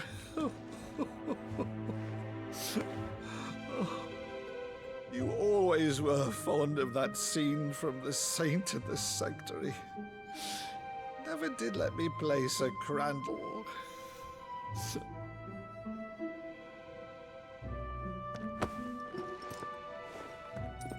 I have a favor to ask, Uncle Byron. Rutherford, inform the kitchens. There'll be guests. We dine immediately. But, Uncle... You can't very well regale me with the tale of your miraculous preservation on an empty stomach. Go on, sit.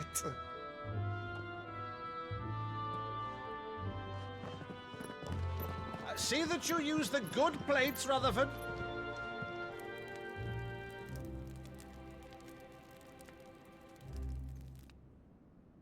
So you arrived late to one of her cullings, did you?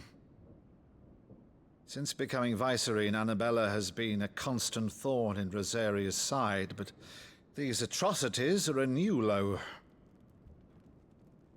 Something has changed. Quite what, I don't know, but the woman we knew is gone, and a monster sits in her place. A monster? For better or worse, I've been charged with governing this town, and thus must maintain the illusion of obedience. That's all I can do to aid Wade and his merry band of revolutionaries. So he's told us. You have risked much for Rosaria. Our nation will be forever in your debt.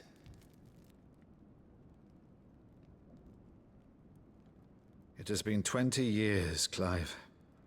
The nation your father and your forefathers fought to defend is no more. Perhaps it would be otherwise had I the courage of my brother.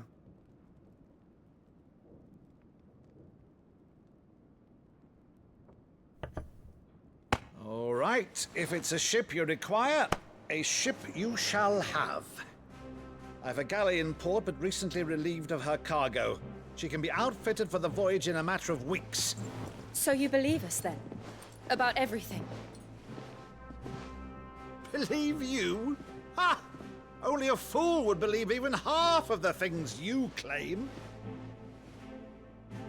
But until tonight, only a fool would have believed my nephew still lived. And besides, I have it on good authority that Clive is telling the truth. Whose authority? Your own, of course. You've always been a terrible liar. Is that true? It's not untrue. Let's say no more about it, eh? It wouldn't do to linger on my nephew's greatest failing.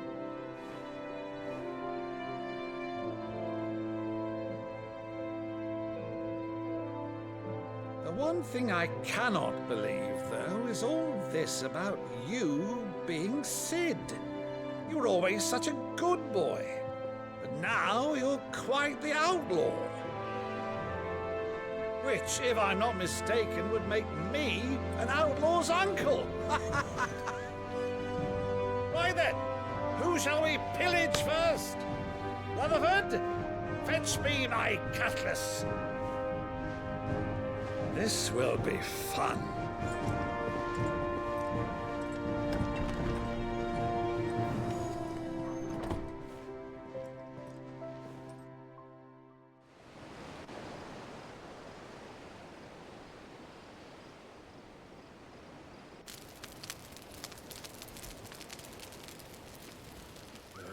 Over there. Go on. She's a fine ship, isn't she? Once outfitted, she'll bear us across the boiling sea to Drustinus in the space of 3 days.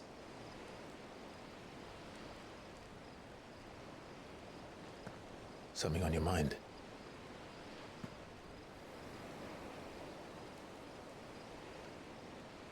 Monsters. When I served the Iron Kingdom, I did so because I saw no other choice. Because once they learned that the lash would not move me, they turned it on those who could.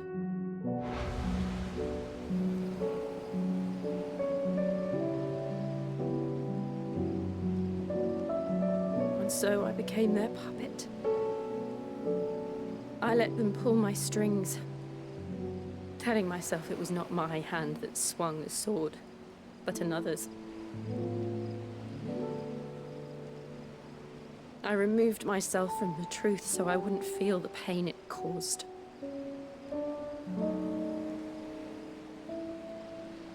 And before I knew it, I no longer felt anything. Anything at all.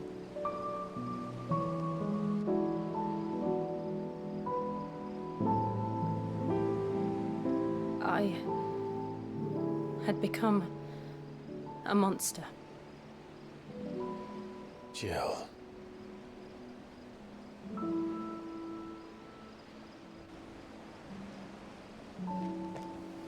I don't want to be a monster, Clive.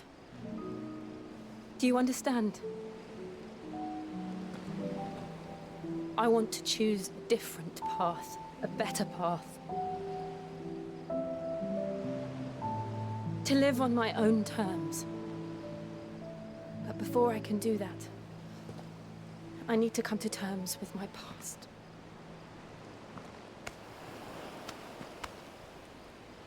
And when you do, I'll be standing there with you, just as you stood with me.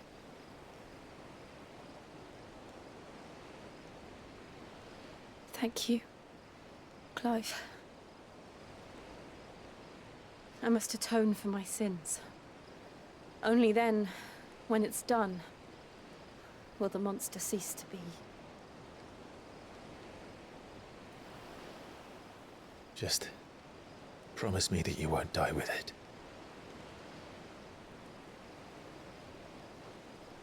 Now, let's get some sleep. The journey back to Benamir is long, and there is much to tell the others.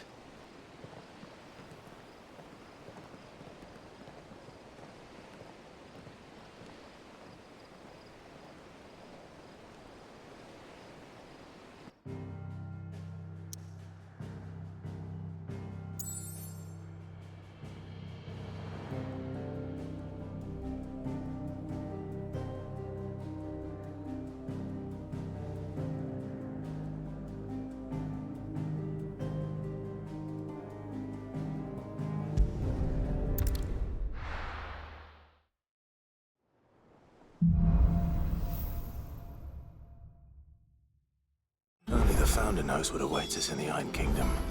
But Vivian could probably make an educated guess.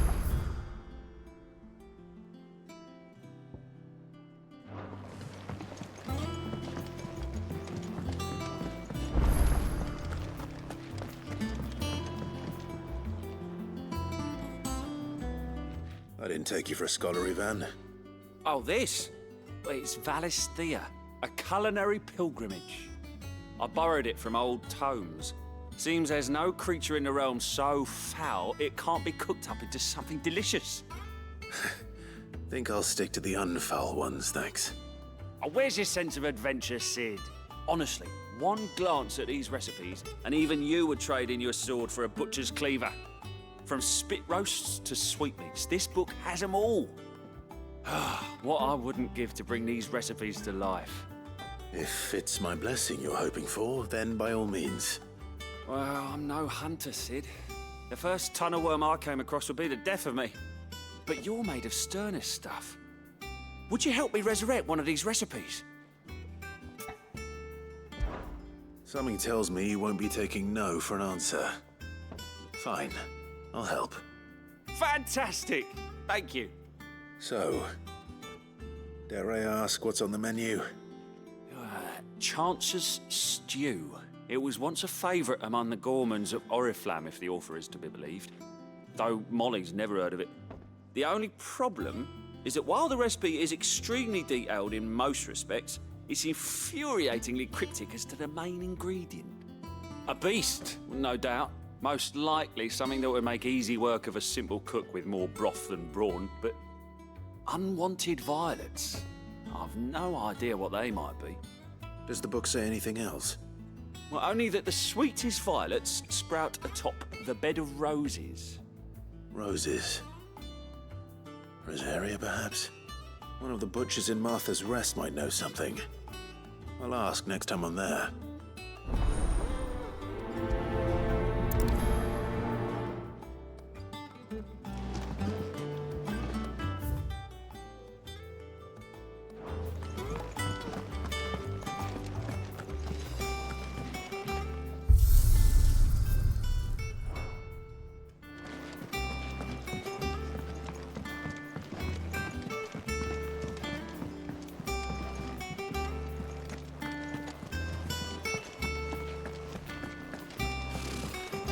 nobles. How did we never There are hear? new villas being posted every day. Same way they Not never... enough. Clive! Oh, am I glad to see you? Is something wrong? It's Blackthorn. He ain't himself. And if I'm honest, he ain't been for a while. That normally it only takes a couple of drinks to perk him back up, but not this time. Something's getting him down. And whatever it is, he ain't telling. It's like he's lost his spark, you know? He's barely got enough fire in his belly to get the ump about stuff. But I'm thinking he might if we both bent his ear, because he respects you, innit? So, what do you say? Fine. If you think it will help. Knew you'd understand. But if he doesn't want to talk, we let him be. He'll open up when he's ready. All right.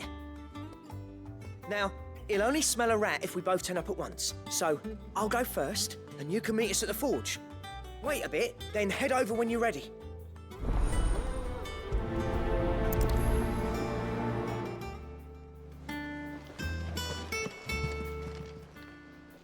Oh, I wasn't expecting you back so soon. Your benefactors are a generous lot. I gave you that one, didn't I? All yours. Come again. I may have more for you.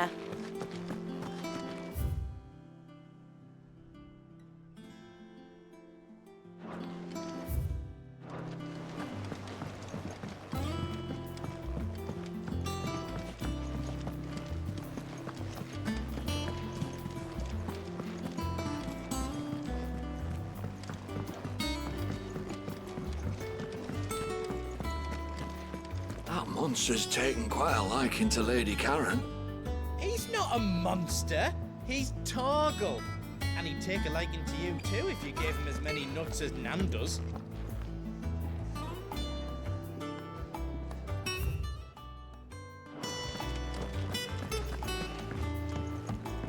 Deadlands wouldn't be half as bad without the bloody dust.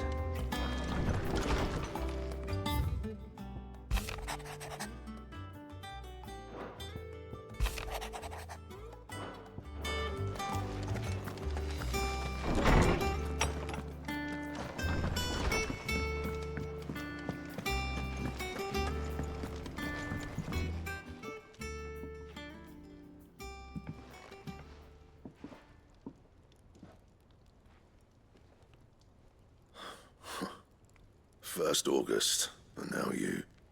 What are you pair up to? What's it got to do with me? August was worried that something had been weighing on your mind. I thought you might want to talk about it. Did you now? I told you not to stick your nose in my business. What'd you go and do? Clive just wants to help, innit? What's so bad about that? Talk to him. You never know, you might feel better for getting it all out in the open. Please, mate. I'm worried about you. Phil shut you up. It's nothing really. Stupid. Not the sort of thing you bother people about. Why don't you tell us all the same?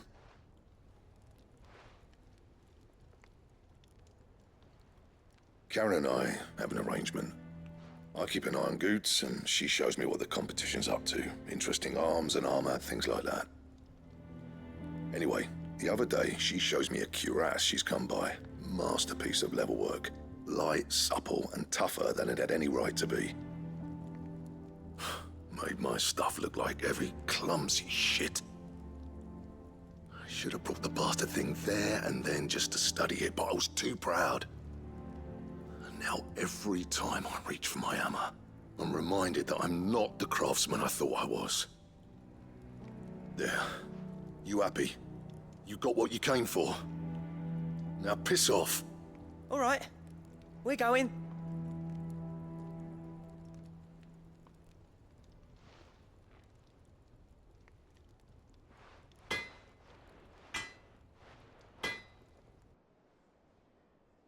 I always thought of old Blackthorn as a bit of a force of nature.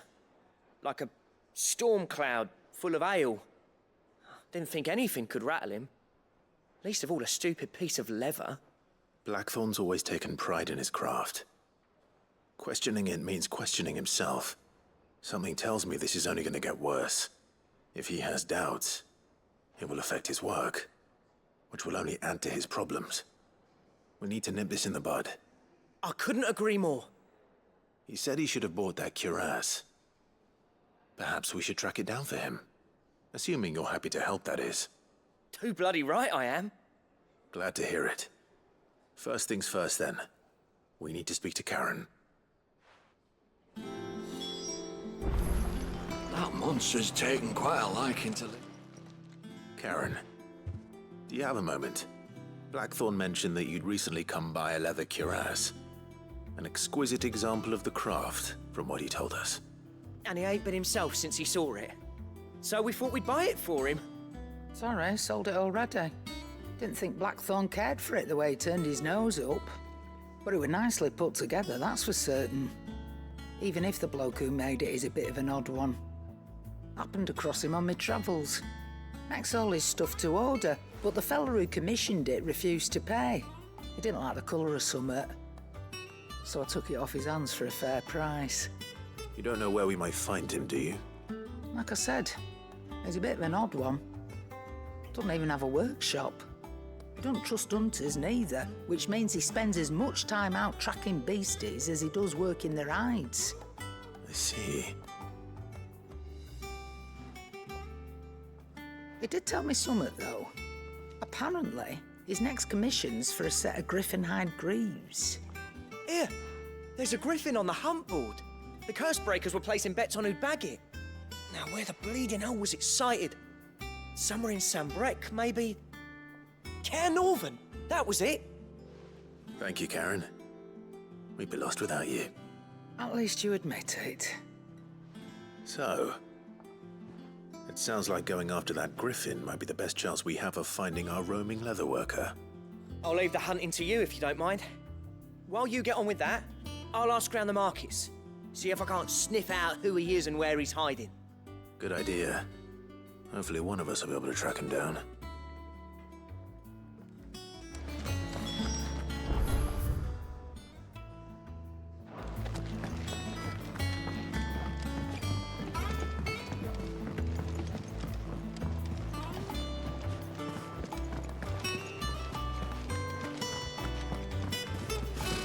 Typical nobles.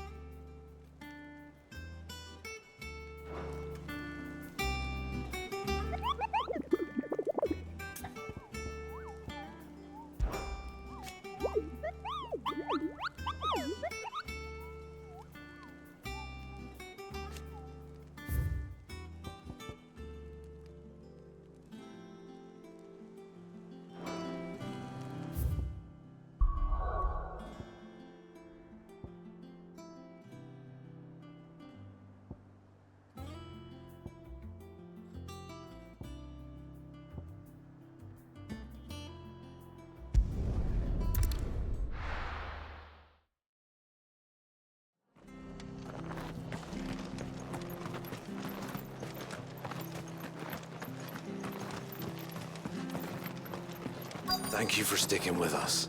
Those of us who are still here have to look after each other, don't we? Ah, welcome. Times may be hard, but if you got the gill, I got the goods. What can I do you for? Unwanted violets, if you have them. Though I'd gladly settle for learning what they are if you don't. Why, I haven't heard folk call them that since I was a lad. You're looking for scorpion tails. Unwanted violets is what folk used to call them back in the day. They turn a wicked purple when you boil them up, hence the name. Used to chuck them in the pot when there weren't nothing else on offer, when there was a war on, that sort of thing. Thankfully, times aren't yet as hard as that, and even if they were, you wouldn't find anyone selling them these days. Do the scorpions still live nearby? I dare say they do. 3 Reeds would be your best bet, if memory serves. Thank you. You've been most helpful.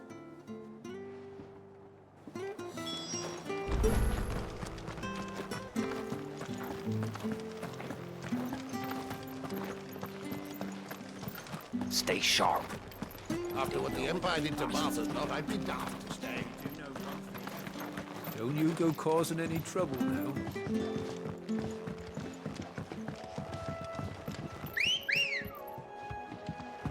Come on. Faster!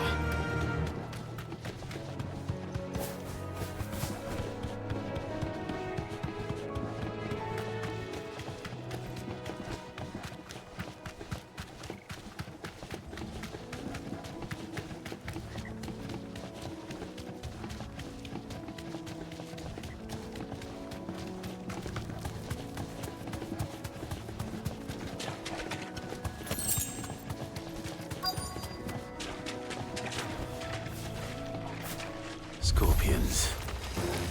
At least I know what I'm up against.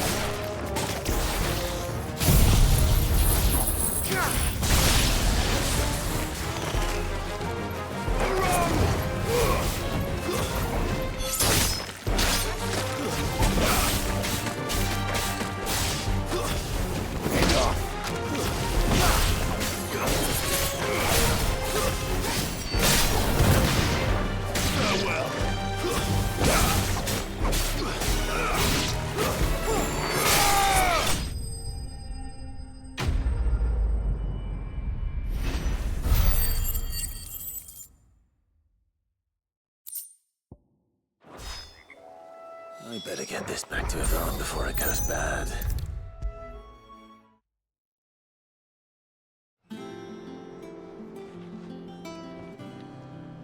Did you fight? I did indeed. Marvelous! Let's see. What am I supposed to do with this? It's poisonous, surely. You wouldn't be wrong. But that's your unwanted violet. Into the pot it goes, I suppose. Wait here. I won't be long.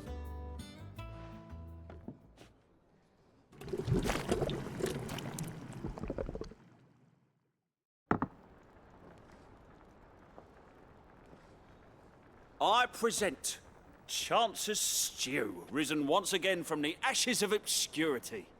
Grab a spoon, Sid. Let's eat while it's hot. I'm, not hungry. Well, it'll be too late once I've licked the bowl clean. Your loss.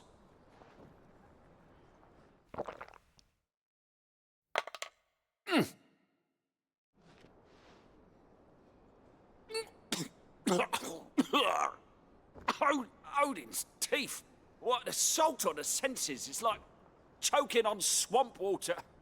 And yet, up through the pungency, there rise complex, meaty notes. It takes a moment to recover from such an onslaught of flavors, but never have I tasted anything so fine. Thank you, Sid. Thank you. You're, welcome. I must share this gift. I won't rest until a steaming bowl of Chance's stew sits before everyone in the hideaway. A single mouthful, and Molly will be breeding scorpions of her own. I'm sure she will.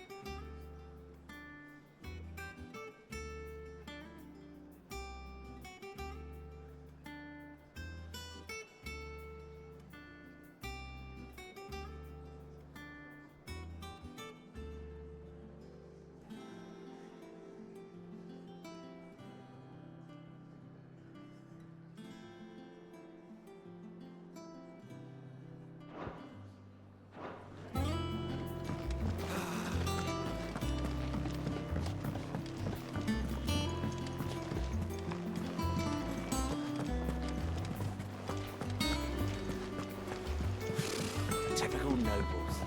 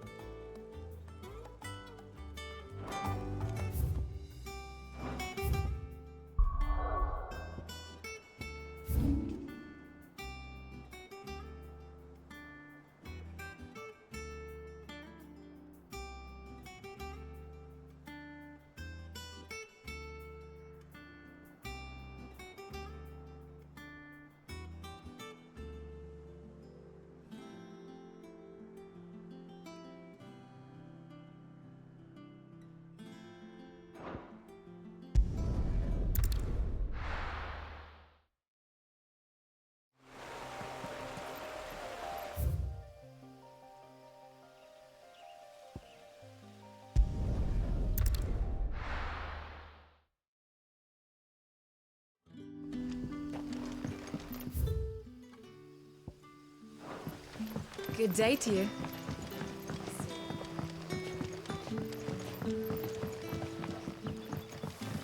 The crystals we get from the tail are all but worthless. It's not just the crystals. Bearers are having with their magics as well.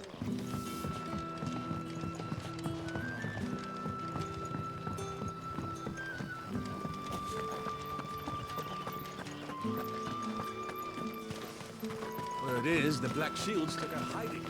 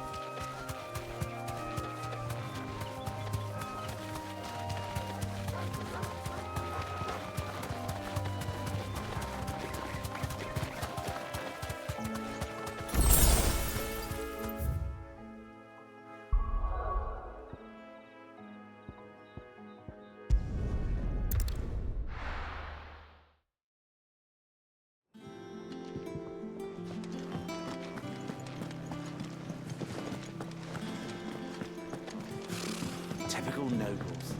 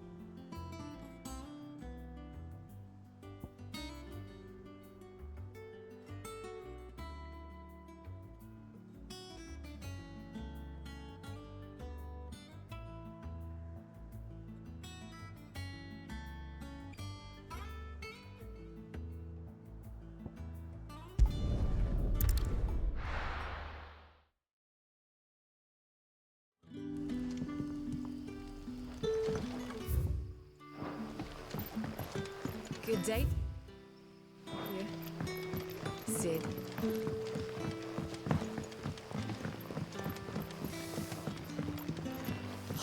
The crystals we get from the tail are all but worthless. It's not just the crystals.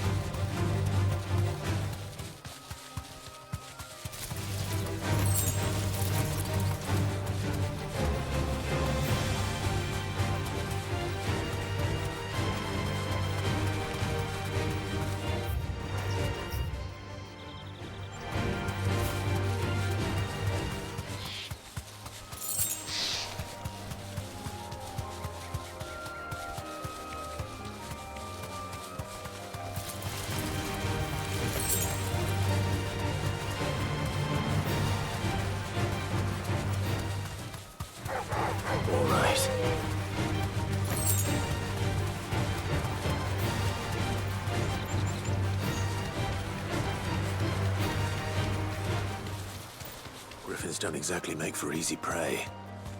Let's hope our craftsman hasn't bitten off more than he can chew.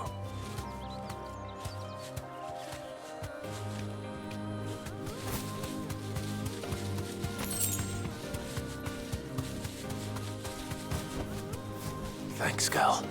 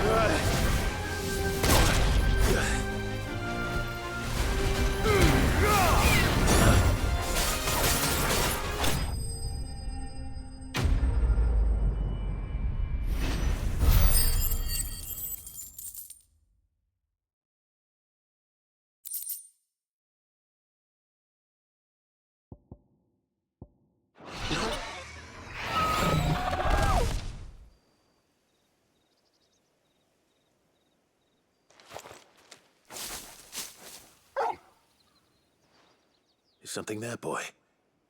Oh.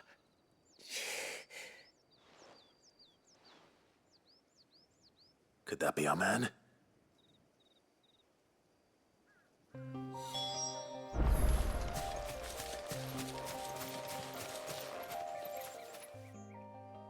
you all right? Dare say I'll survive. That griffin caught me before I could get an arrow off. Must have lost sight of me in the grass, though. I'd be dead if it hadn't. More likely than not. The name's Camille. I'm a lowly leather worker, if you couldn't tell by the smell of me. Not so lowly from what I hear. Do you remember selling to a merchant by the name of Karen? She's not an easy woman to forget. Bought a cuirass from me after I lost my buyer. Quite taken with my work, as far as I recall. Didn't stop her bartering me down to a pittance, though. She sent you for a refund? It's not her who sent me.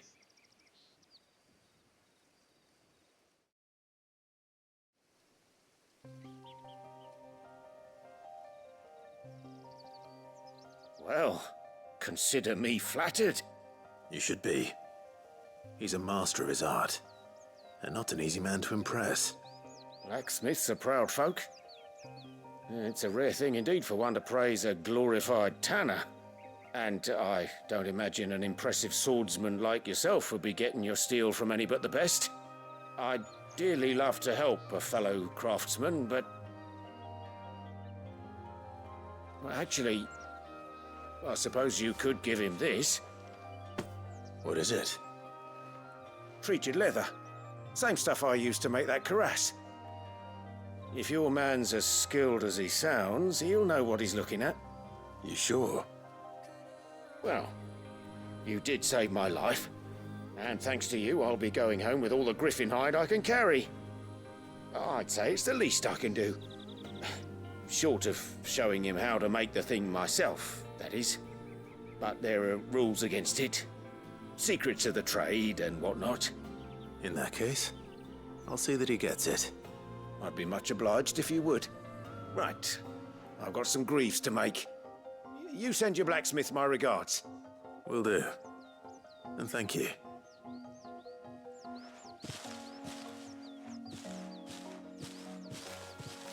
Hopefully this will sweeten Blackthorn's mood.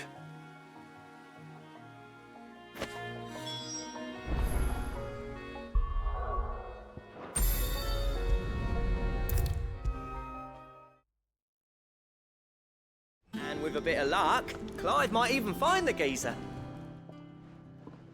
How'd it go, Clive? Did you find him, or does the hunt continue? I found him.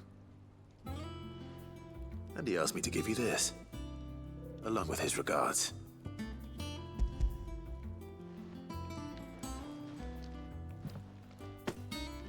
You're joking.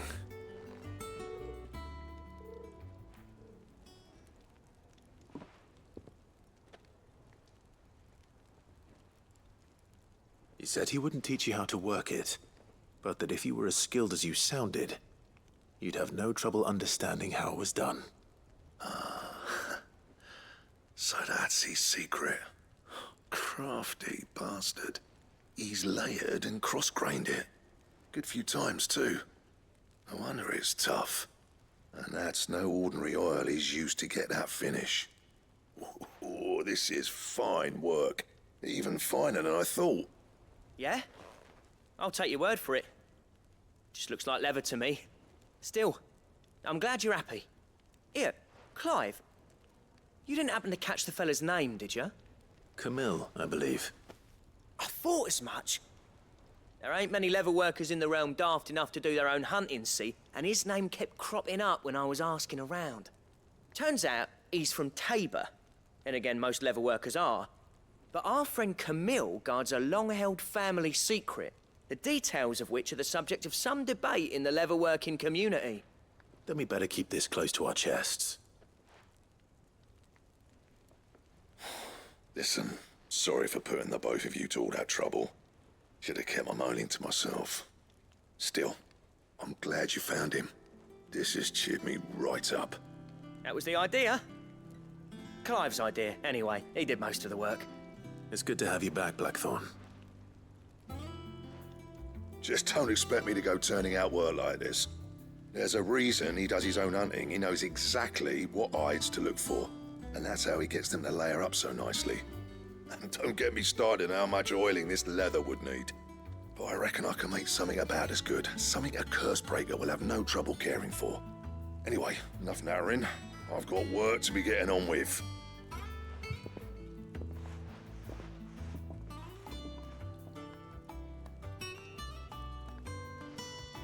Looks like we won't be needing a new blacksmith. As if there was a better one out there. Nah, it wouldn't have been the same anyway. No one spins a yarn like old Blackthorn in his cups. Right, now that's sorted, I've got duties to attend to. Thanks, Clive. You've given me my mate back.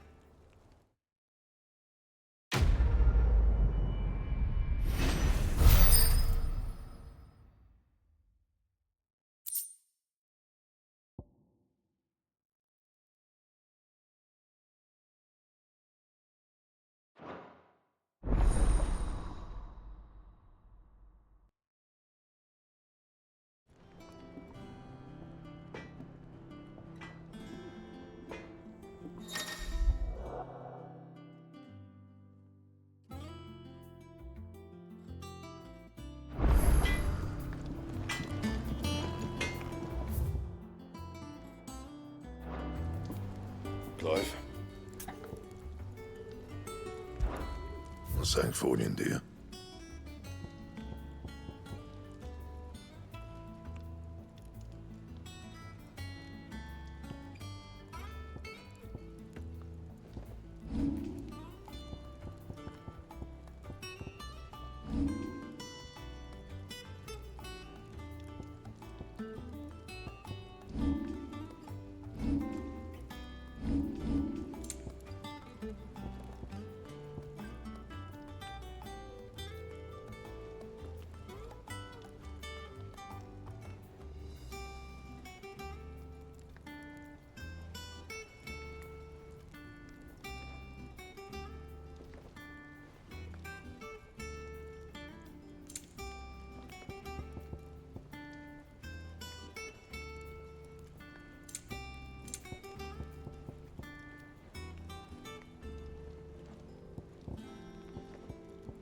And how am I meant to do that then?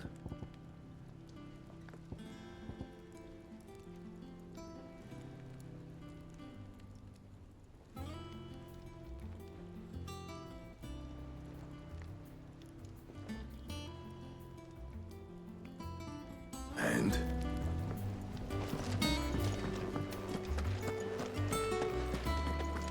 That monster's taken quite a liking to Lady Karen. Well, don't just stand there gawping.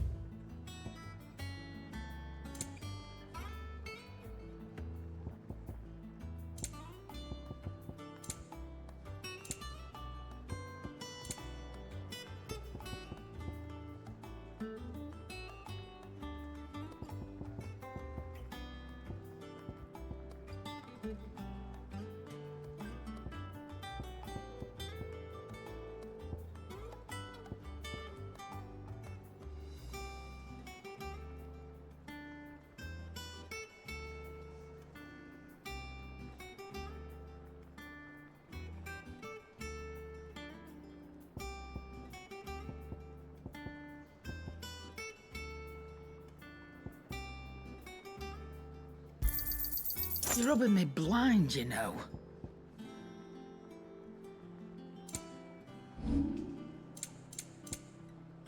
Come again.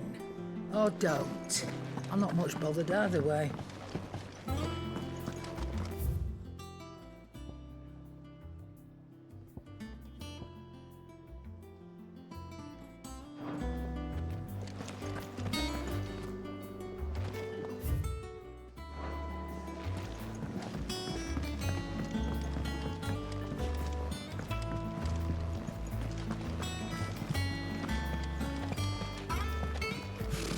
Typical nobles.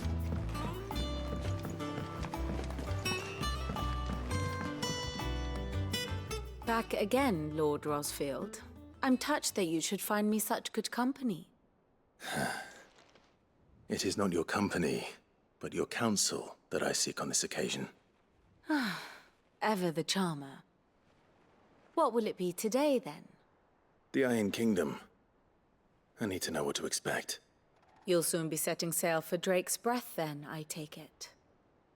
The mother crystal that rises from the boiling sea.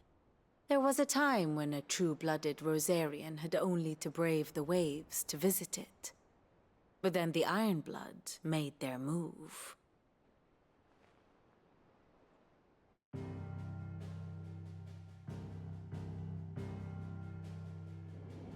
As you know, the Iron Kingdom rules over the islands to the west of Storm.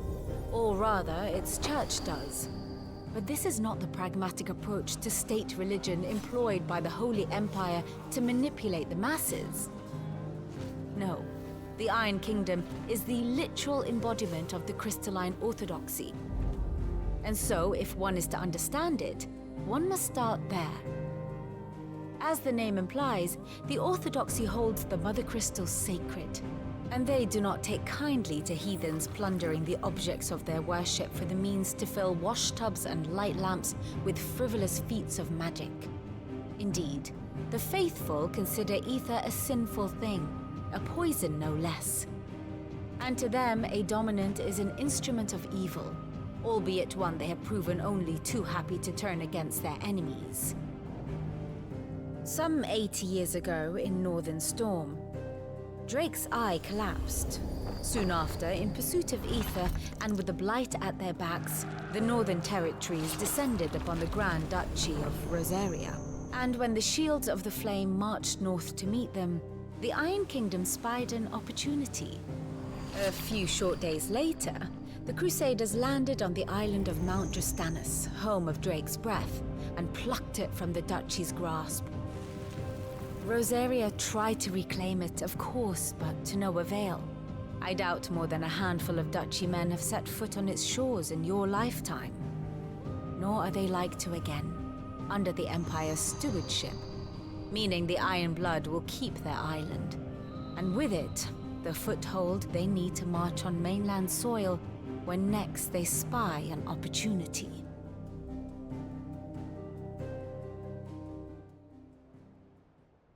The Mother Crystal is both the object of the Iron Blood's worship and their gateway to the continent, making Drastanus the holiest of holy grounds, from which the Orthodox Crusade shall one day sail forth to claim the remaining Mother Crystals, or die trying. My father and my grandfather both traded blows with the Iron Blood for control of Drake's Breath. Had things unfolded differently at Phoenix Gate, we would have sent our entire fleet against them. But instead, they sent their fleet against Rosaria, sacked the capital, killed the men, and captured the women, including Jill. I'd say you'd be forgiven for wanting a little revenge, Clive. My only aim is to destroy the Mother Crystal. But thank you all the same. Not much else to do here. Let's see if Jill's ready. Here for another of my lectures. What is it that you wish to learn? One must understand one's place in the world. How did we never hear about these Guardians of the Flame? How may I help you today, Clive? Is everything we've received and everything promised? All yours. Come again. I may have more for you.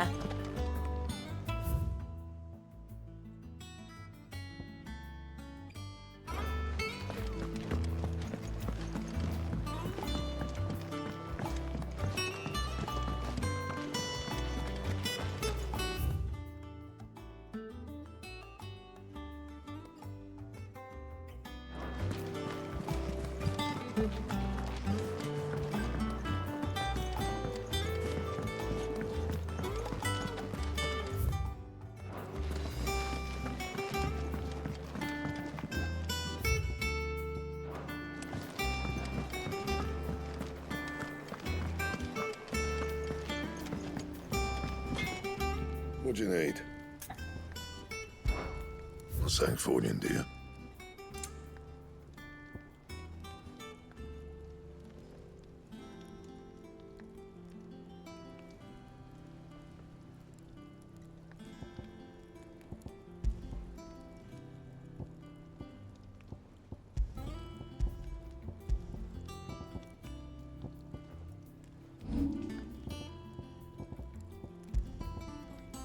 And how am I meant to do that then?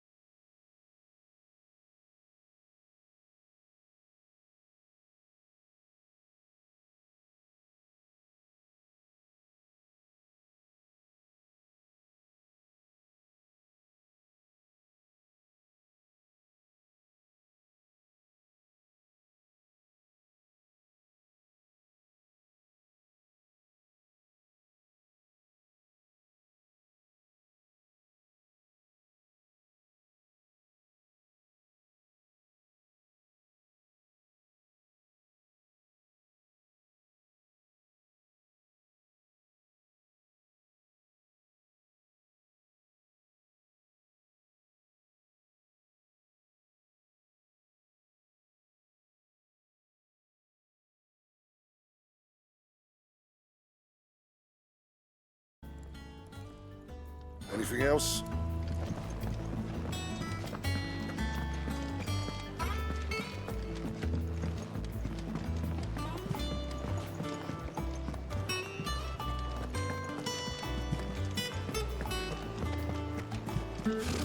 Typical nobles.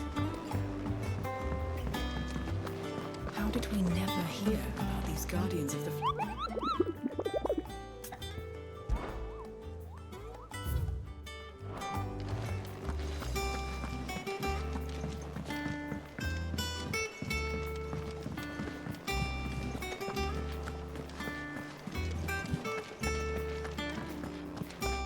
It will be over soon. One way or another.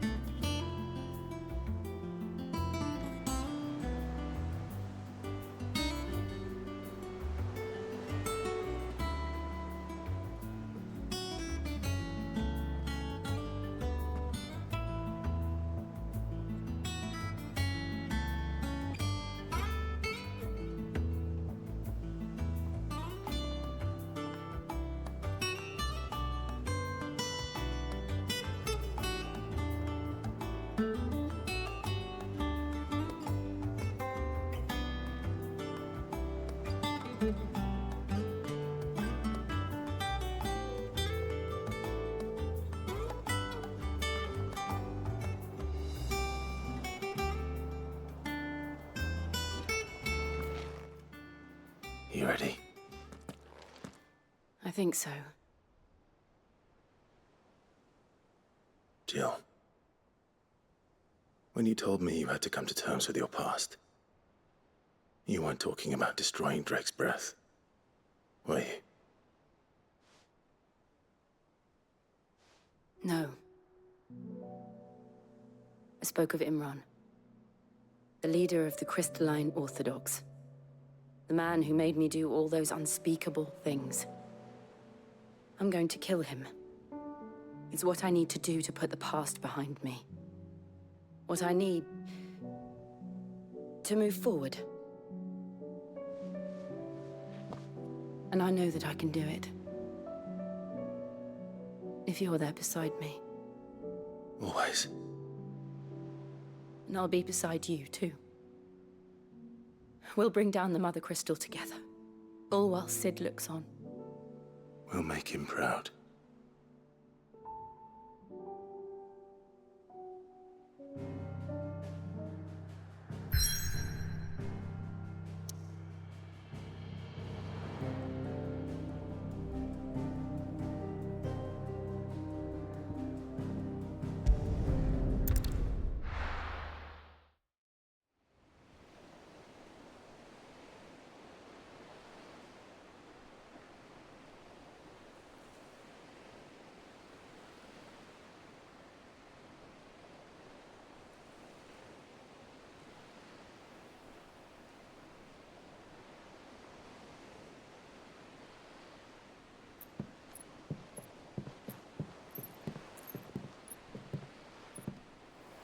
Useful trick.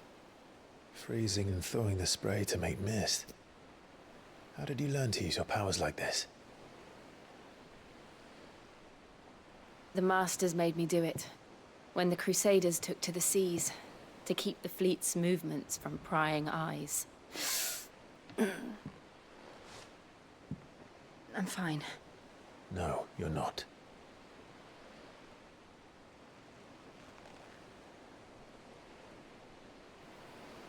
This may be the only chance I get to go back. My only chance to put things right. I have to do this. Whatever the cost.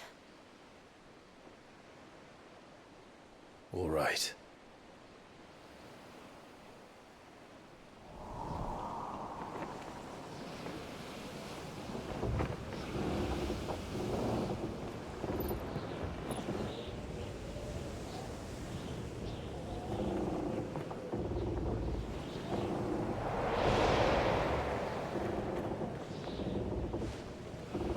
There she is. The Iron Kingdom's Mother Crystal.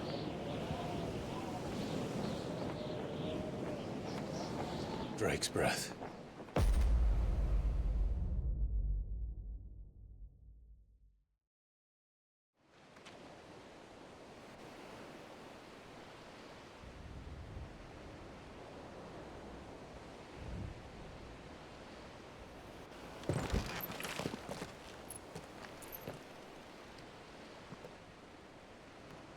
Strong currents, sharp rocks, and ether floods. Let's not forget them. This island is a natural fortress. But safety breeds complacency, allowing a single rowing boat to slip in unseen. The sanctuary is inside the mountain. If we follow the old trail, we should be able to enter by the back gate. All right. Let's go.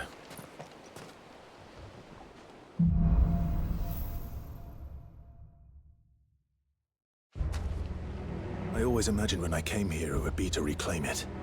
It used to belong to Rosaria, didn't it? Once, though it's been in the Ironblood's clutches for far too long. As was I.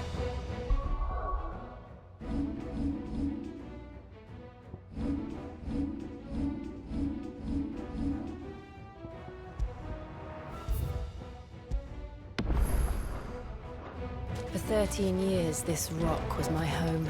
I know its secrets only too well. This path was abandoned after an ether flood. They don't guard it anymore. The perfect little shortcut.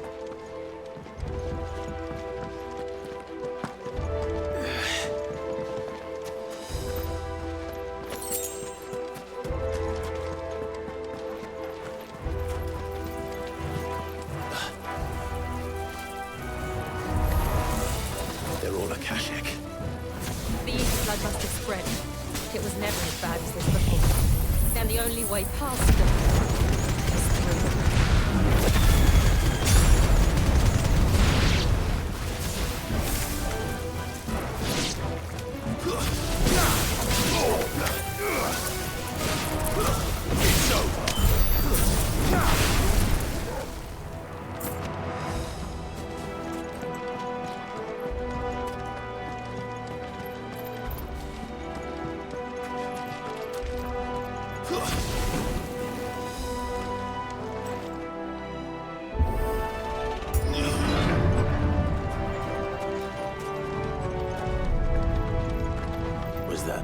mistake.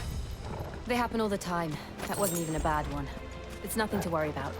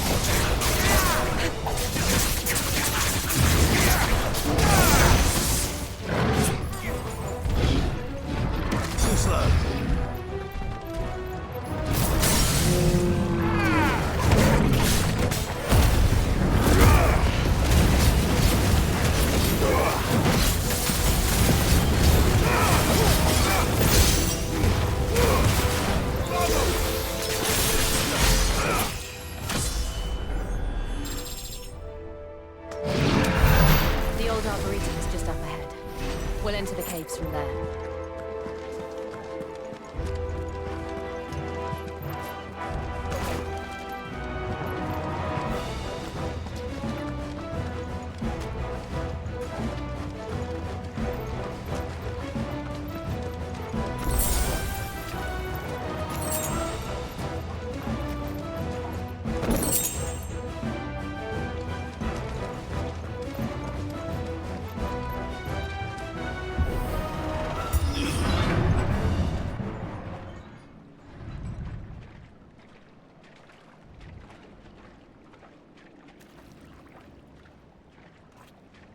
Look at this place. What a mess.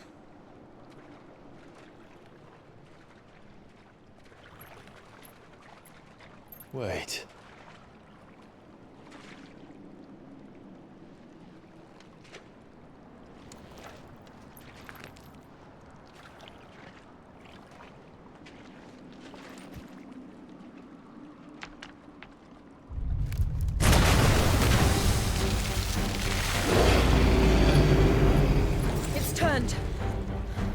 Nothing a shelter for Zarya can't handle. Just like old times. You sure to keep clear of his head? Believe me, I mean to. That's foul. Don't breathe it in.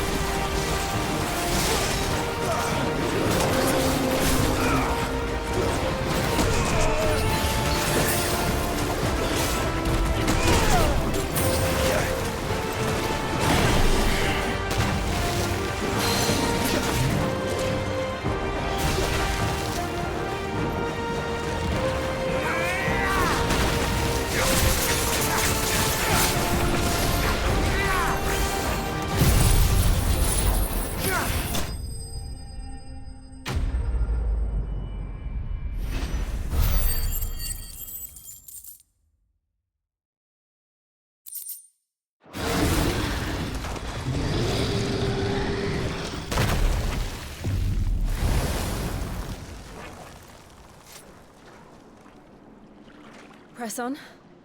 Yes.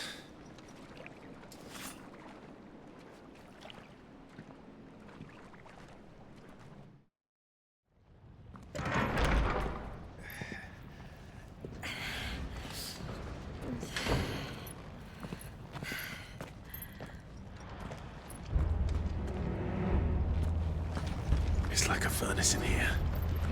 We're inside the volcano. You get used to the heat, though I don't remember it being quite this hot.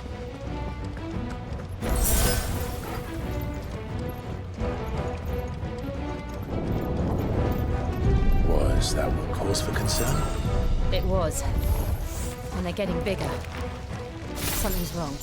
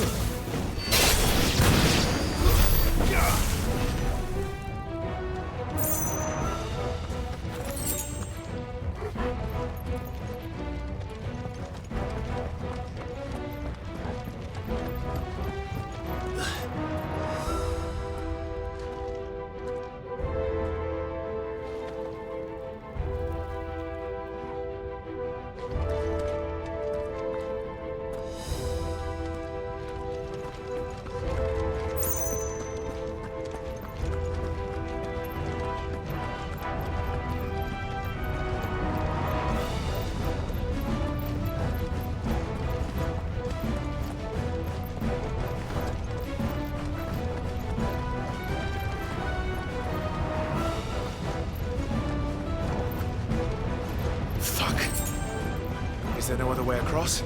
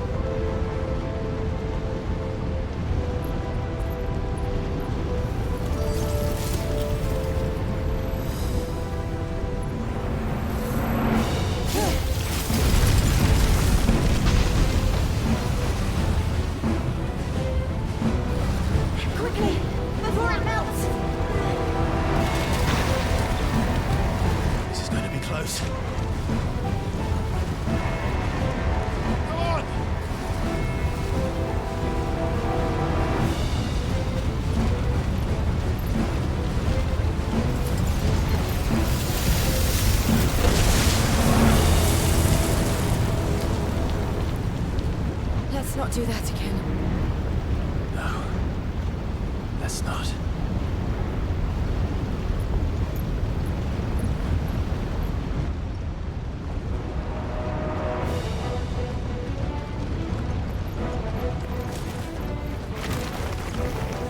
They don't look too tough.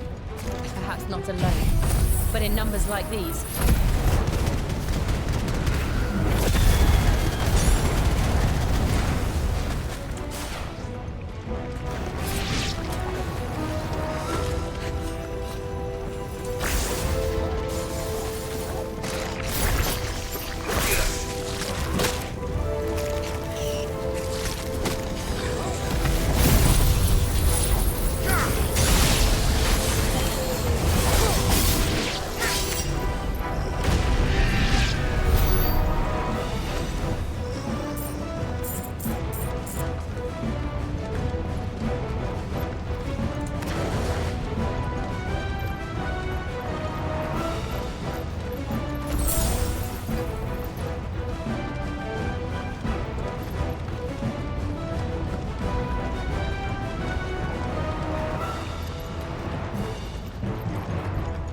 We aren't going this way. Let's look for another path.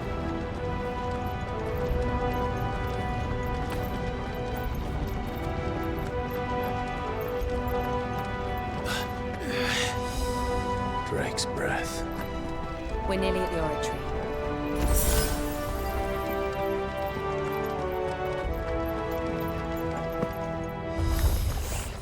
What the hell is that? I have absolutely no idea. Well, whatever it is, I don't think it's friendly.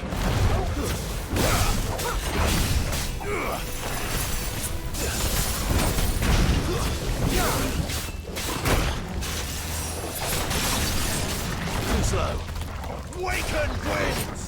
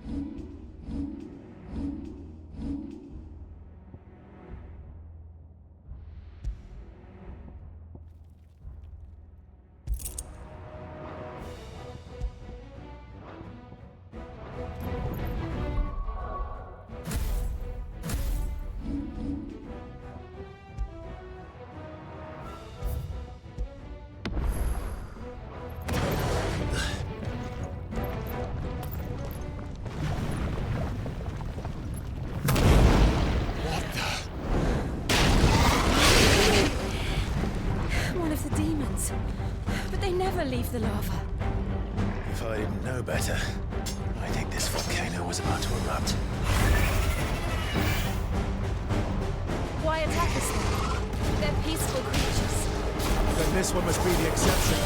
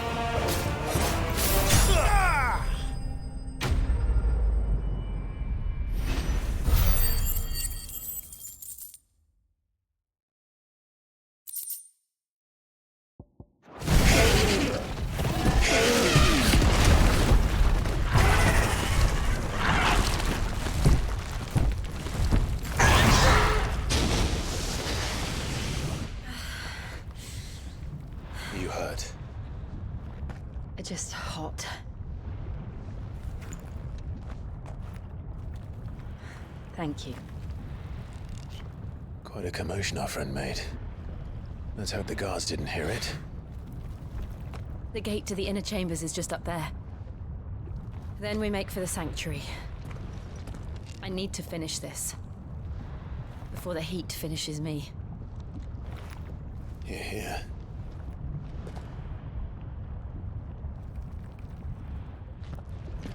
We'll enter the Comric by the Handmaiden's living quarters.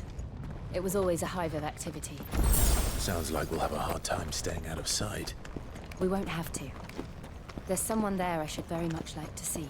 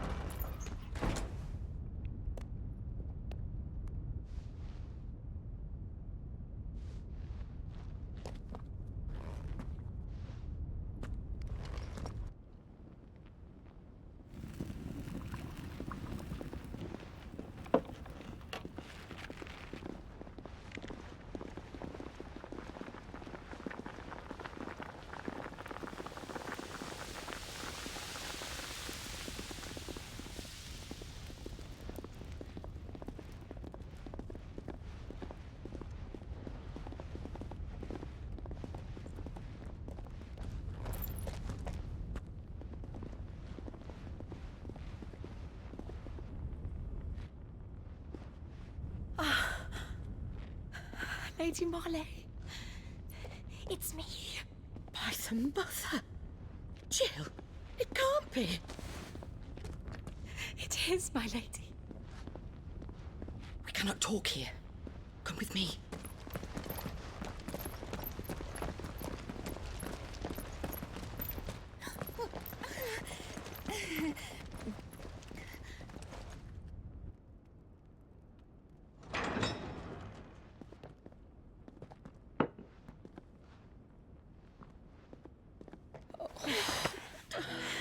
I'm so glad you're safe.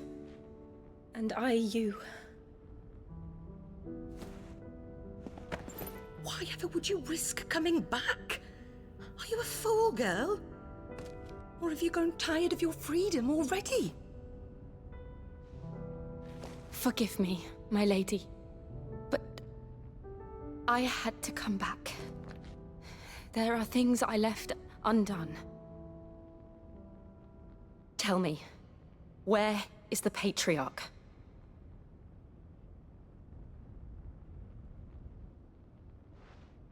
At this hour, he'll be in the Comric, giving thanks. You mean... Oh, that fiend! Clive, we have to get to the sanctuary. Now.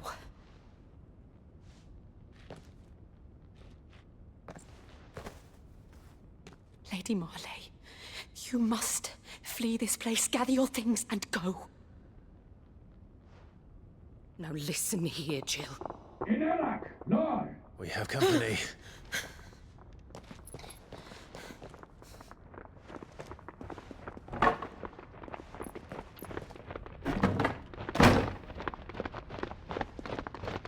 This way.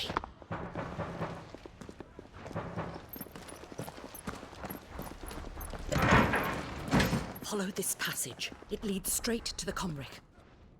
Go on, stop dawdling. Thank you. You were always so kind to me. My light in the darkness. Take care, my lady, please.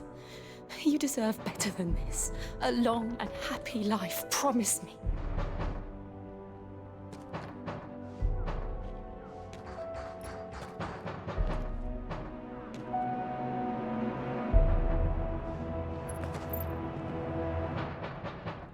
I'll live if you promise to do the same.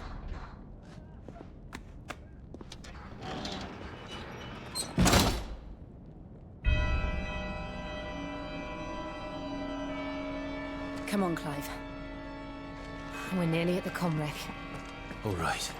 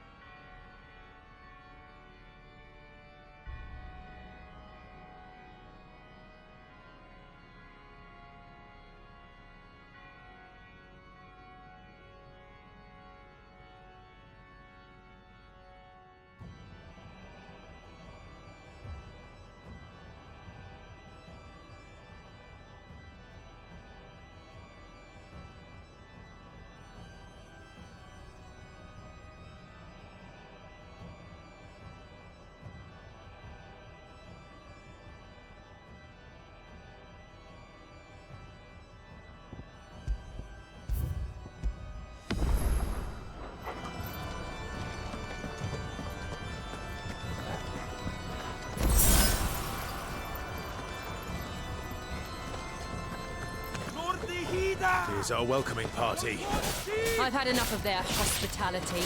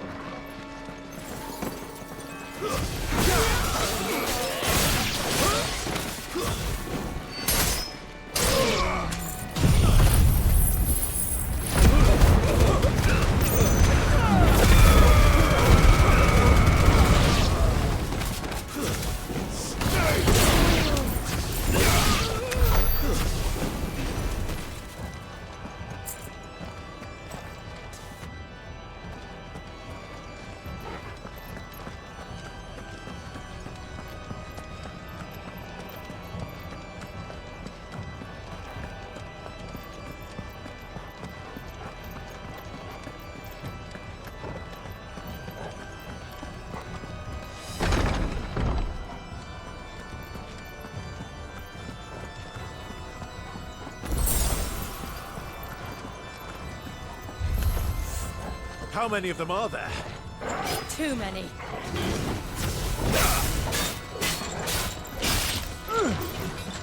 Let's try.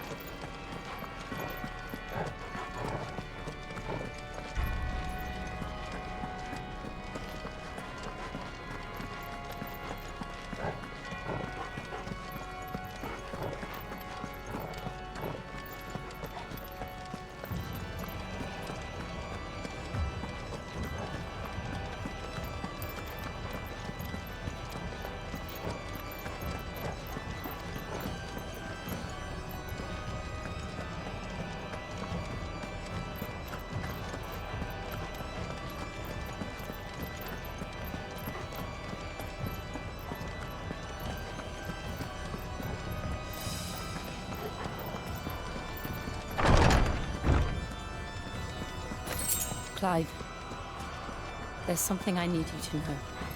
I saw the Patriarch do things no one should have to see. And so I swore that he would die by my hand. I understand. I faced my demons, then you must face yours.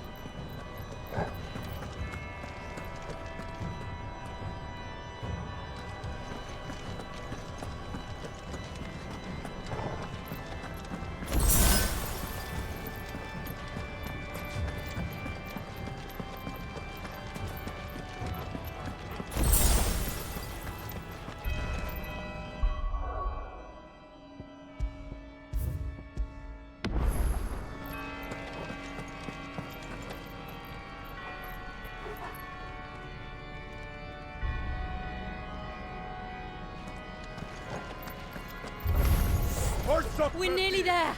Just one last push. I got threatened love.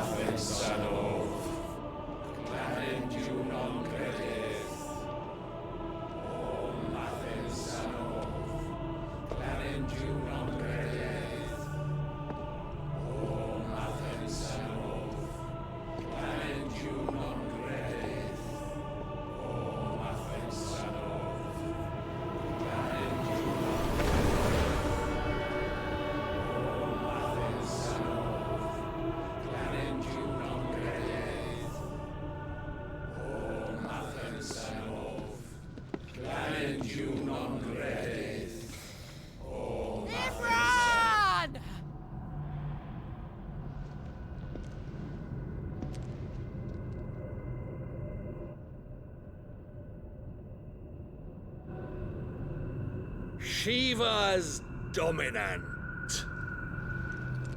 Come to beg forgiveness for your failure. For years, I followed your orders. Fought your wars. All to protect the children you took.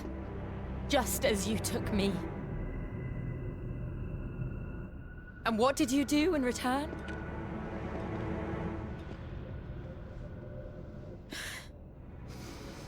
You put them in chains and you slew Fiend. Their souls were sullied with the stain of ether. I merely cleansed them of their corruption. A penance paid, just as the Holy Mother wills it! Repent, abomination! For a monster like you to set foot in the Holy Cymric is in itself a crime deserving of death. You're right. I am a monster. And my soul is stained black. Though not by ether. But by the evil of men like you, who made me close my heart and drown in darkness when I should have raged against it. This is my penance. I will be your monster no more. Nor will I suffer you to create another.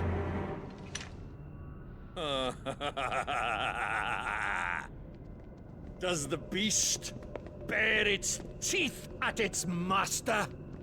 Come then, Dominant. Rage, be as you have ever been. A monster! And what are you, Imran? I was forced to kill. You do it by choice. But never again. I bowed to you once. Now it is you who shall bow to me! Kill them.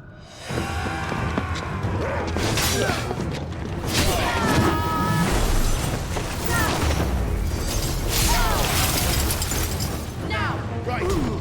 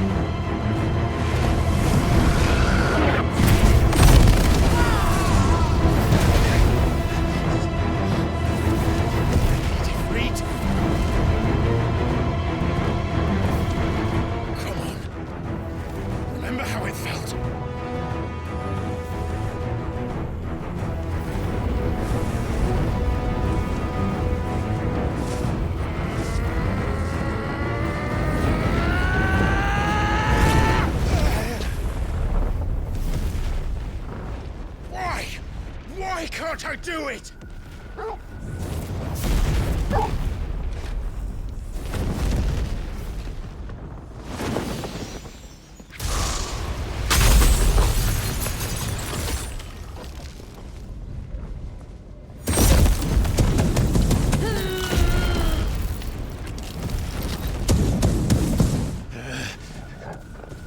Please, just once.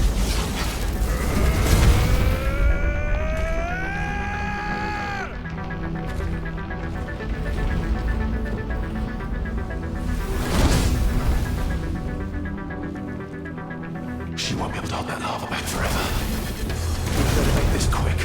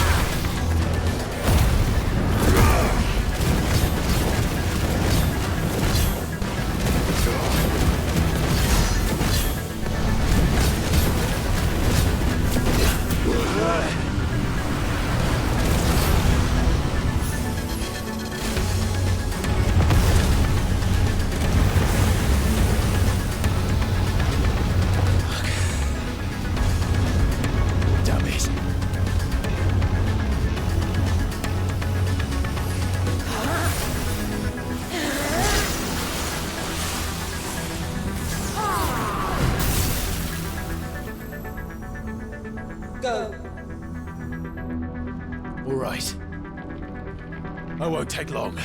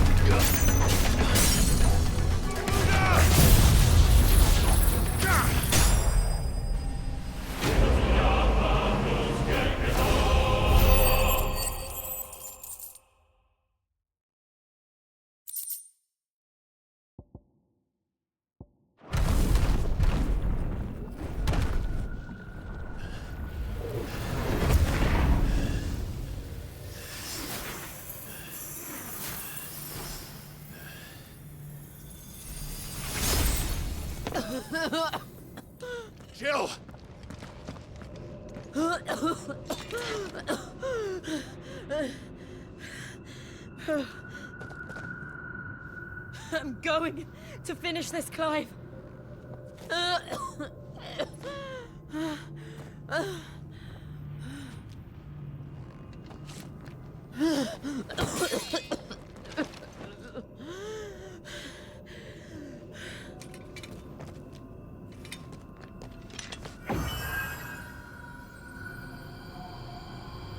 Here! Use this.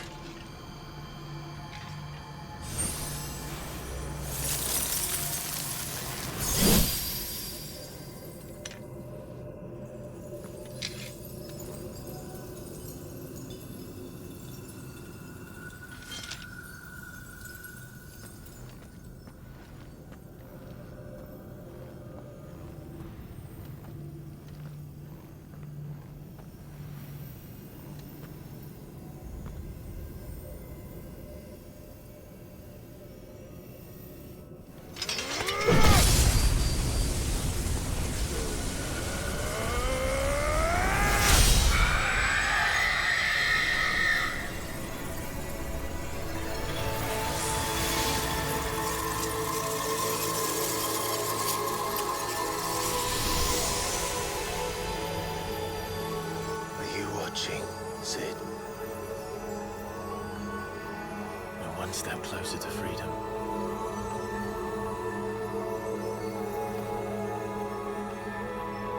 The crystal. What did you do to it? Oh. We destroyed it. What? But... Monster! Monster!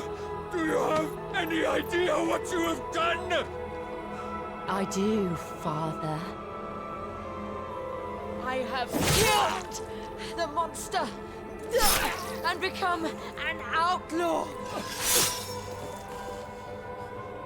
May the blessing of the crystals go with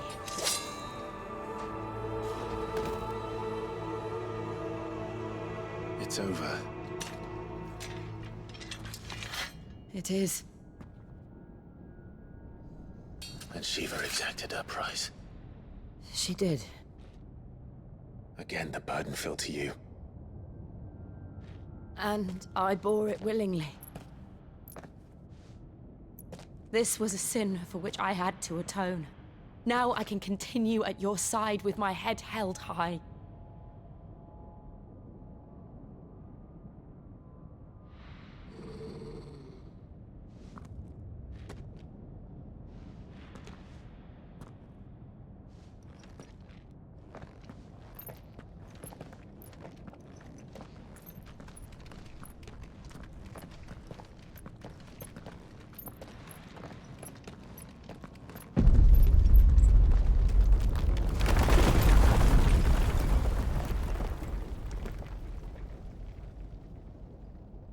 Clive, look. It's just like the one at Phoenix Gate.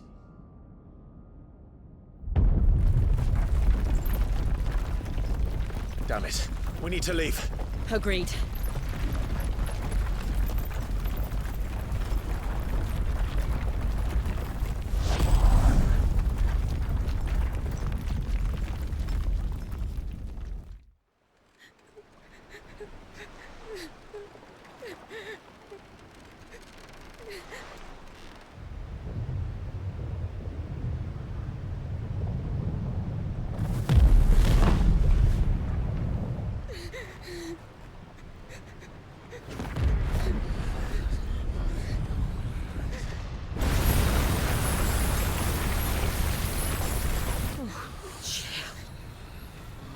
I kept my promise, and now you keep yours.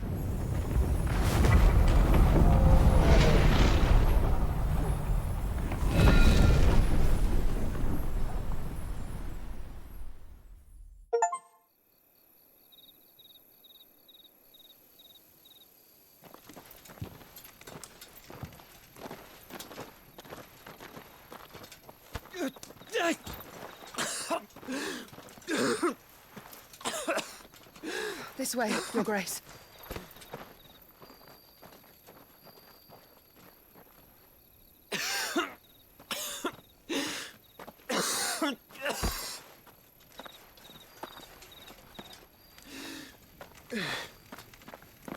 You're bleeding. I have a tonic which will... I thank you for your kindness, truly. But I assure you, I will survive. Please, save your medicines for those who need them most. Oh, well, if you're sure.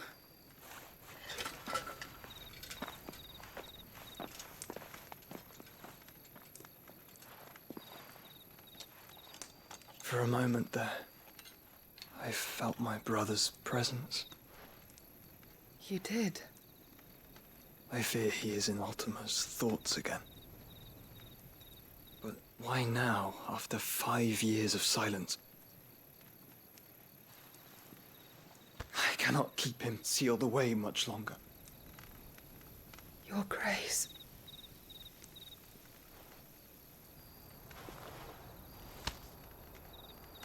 No, do not dirty your hands.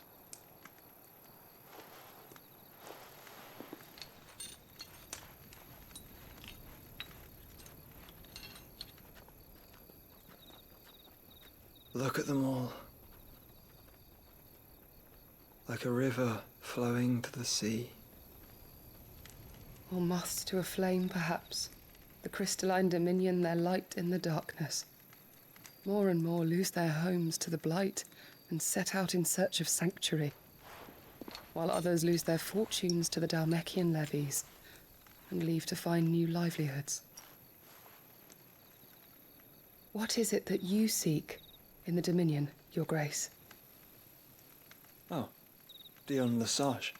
You mean the Crown Prince of Sanbrec? He has many titles.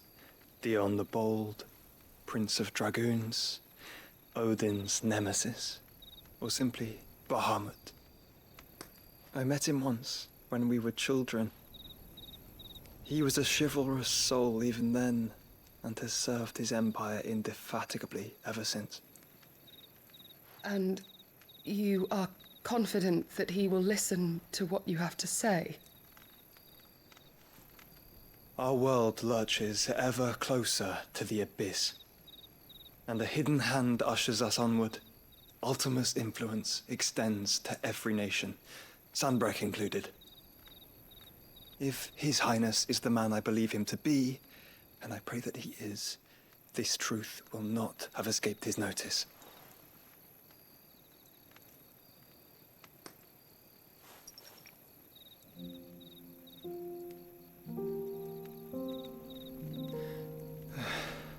As the mother crystals fall, the eternal flame wavers, and the azure sky begins to bruise.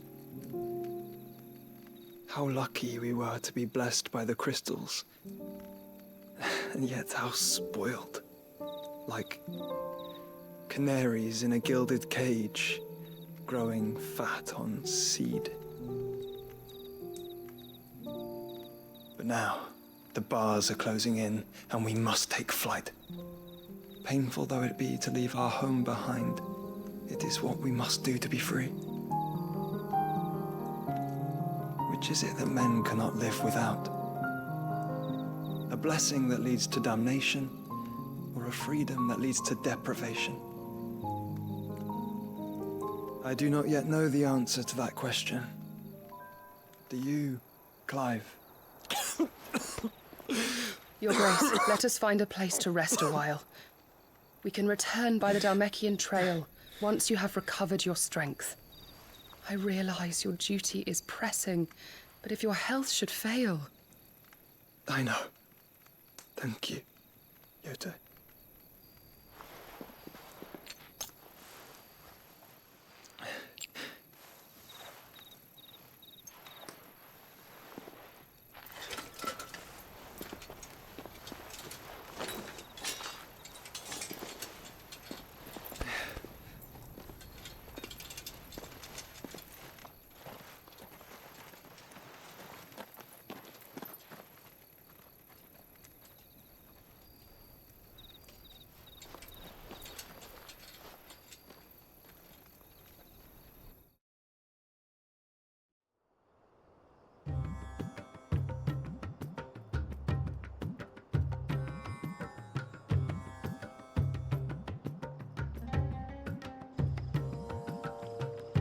army's attempt to breach the Empire's defenses and gain the Isles of Ark has failed yet again. Only because your fleet has proved as impotent as a eunuch on laying night.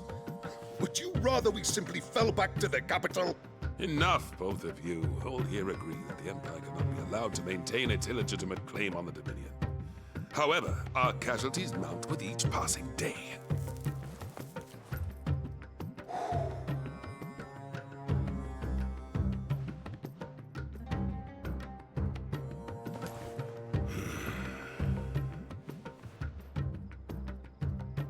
There is a literal sea twixt you and your prize. The armies of Sambrek need but sit back and watch as you harmlessly lap against their walls. They are dug in like ticks and seek to draw out this siege, knowing the capital's stores are nigh bottomless. And what of our wise rulers? Goaded into war without any thought as to what chaos it might reap.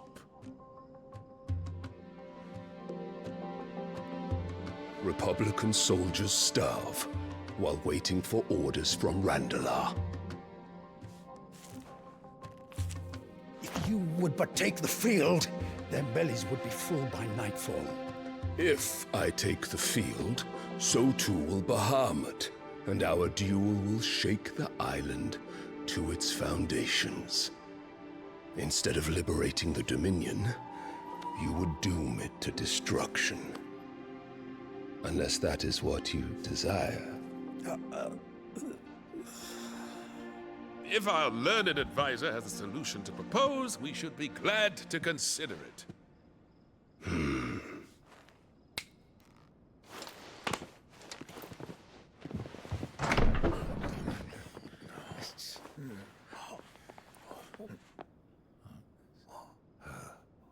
Is that the Emperor's?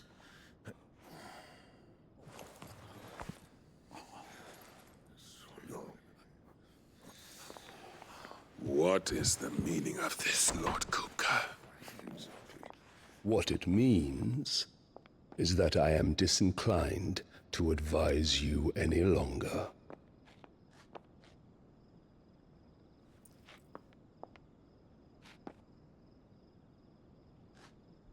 Ah, the looks on their faces when you walked through those doors. A perfect picture of stupefaction. They could not believe their eyes. Though I confess, I had my own doubts whether or not you would accept my invitation.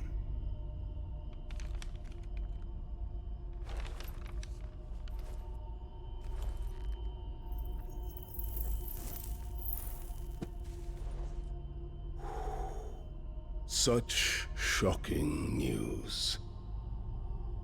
Sid isn't a son of a whore. He's the son of an empress. Your own dear Clive. Absurd. Who fed you these lies? I have never spent a moment among criminals, save at the gallows. I came here with my son, not to entertain your baseless accusations, but to put an end to the senseless hostilities between our nations. Very well. You need only agree to the terms I set out. Sid took the life of someone dear to me, a woman by the name of Benedicta. I swore to take his in turn. This would not be disagreeable to you, I take it. You would finally be rid of the stain on your noble name. In return, I will leave Sanbrek in your capable hands. Your Imperial Majesty.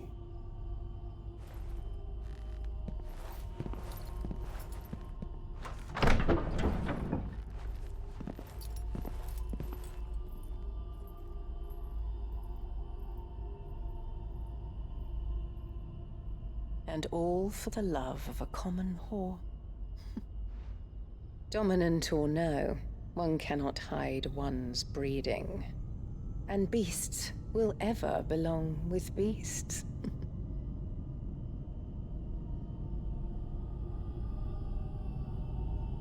There are greater things in store for you, my darling Olivier. Soon enough, you shall be the crown prince of Sambrec. And when your father goes to meet Great Grieger, you shall be emperor of all you survey. The old order shall come tumbling down, and you will rebuild the world in your glorious image. Soon.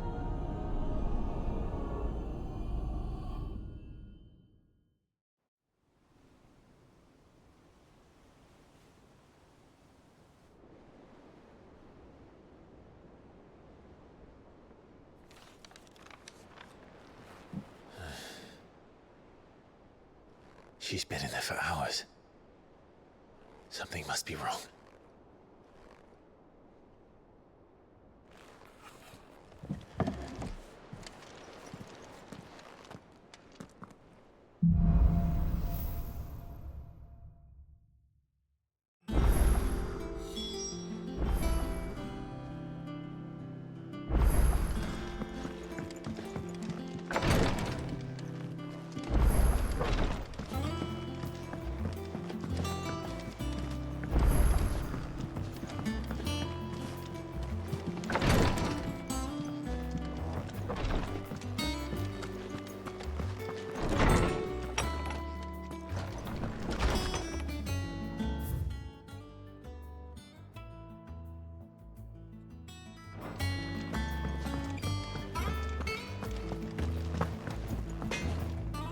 Back, are ya?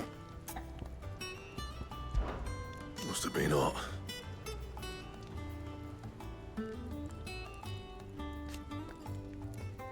I know how hard it can be. Not saying for you, do you?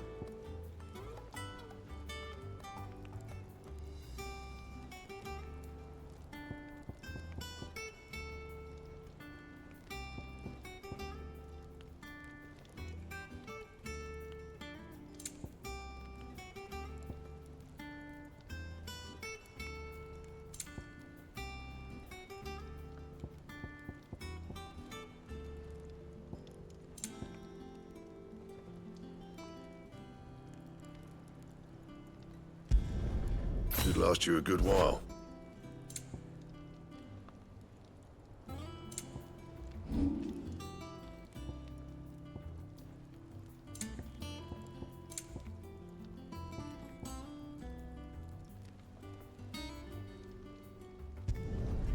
My best work, but it'll do. That it? Fine.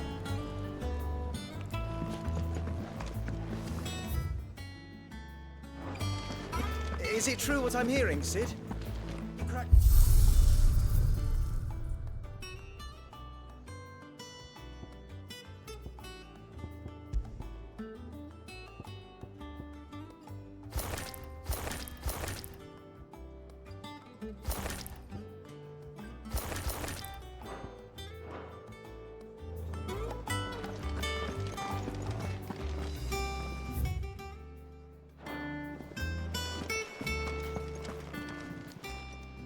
Well, don't just stand there gawping. From what I hear,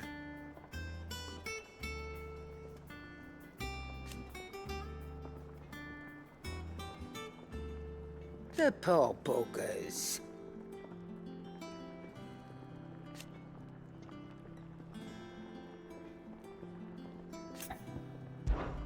Go on then.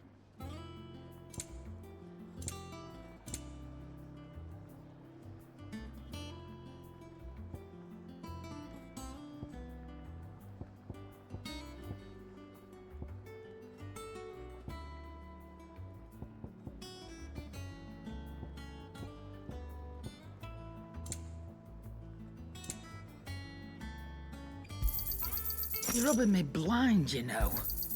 You'll not find a better price than that.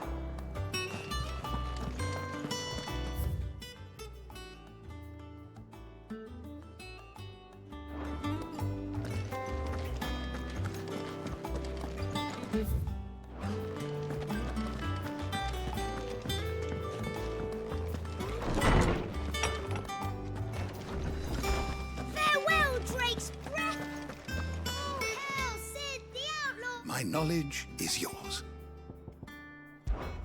And so, it is done.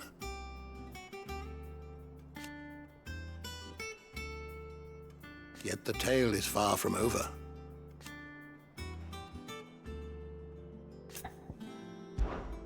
I don't believe you've read this particular chapter before.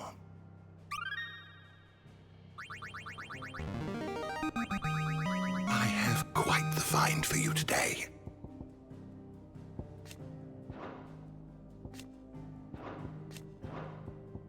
You wish to study the tomes? You are always welcome, Clive.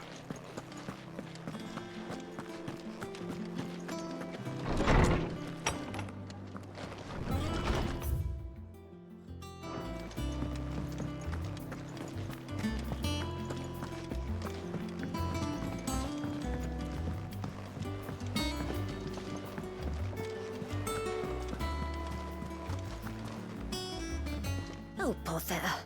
Whatever am I to do now, Clive? About what? I've 2 dresses that need stitching, but I haven't got a scrap of linen. Those girls' rags are so threadbare. It's a wonder they don't fall to pieces. And we most certainly cannot have that. A certain amount of decorum must be maintained, even here at the Hideaway. You wouldn't want the poor things going without decent clothes now, would you? Of course not. What can I do to help? Oh, aren't you a dear? You see, I've paid for 2 bolts of cloth from the drapers in Northreach, blue and red. But they don't deliver, not to places that aren't on the map anyway, so I'll need someone to take this receipt and collect them. And you'd have this someone be me? I would.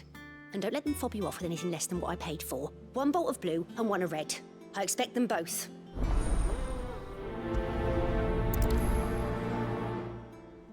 He said they'd give us new clothes.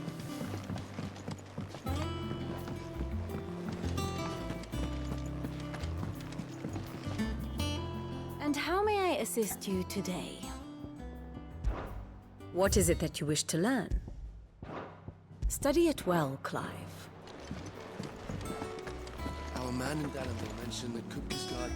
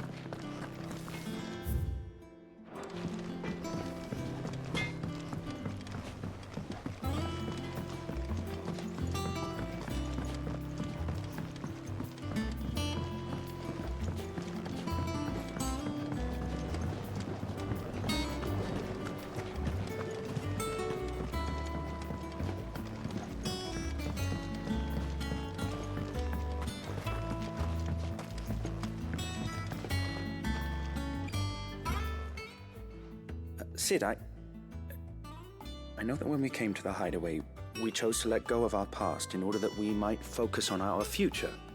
We did? Nonetheless, I was wondering if... Well, I know you are from Rosaria, and I'm in need of someone with intimate knowledge of those lands. Apparently, the Duchy is home to all manner of curative herbs found nowhere else in the realm. Among them is a flower called a Morganbeard that increases the potency of lesser medicines. I can't say that I've had much practice healing. My youth was spent in the Bailey. A shame. You see, the Hideaway relies heavily upon medicines procured from afar. And when those shipments are late, well, It's our sick who suffer. If we could find this flower and learn to grow it here, we might save many lives. However, as you are well aware, Imperial occupation has rendered the roads unsafe for those like me, untrained in the military arts. Now, I'm not asking the busiest man in the hideaway to drop everything and make the journey for me, but if you happen to be in the Duchy on other business... Tell me of these Morganbeards, then. But of course, if my old tomes are to be believed, the flowers are bright yellow and as large as goblins' eyes.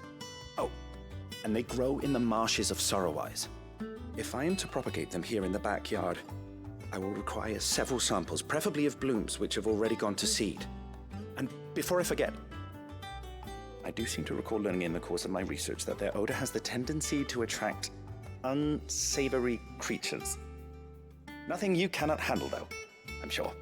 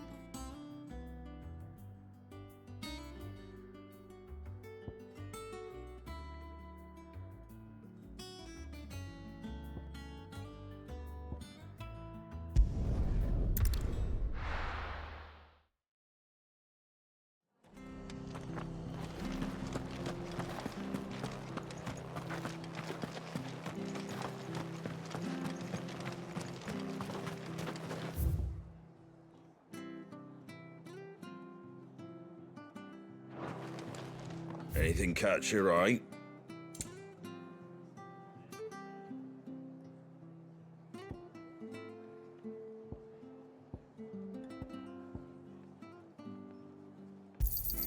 Thanks very much.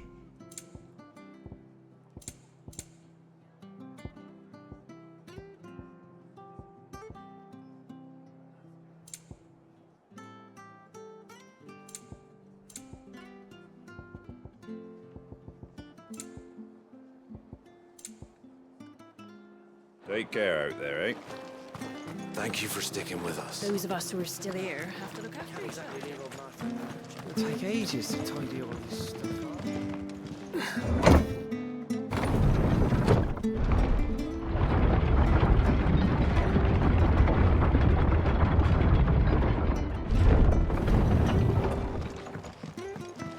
All right, Sid. Not here.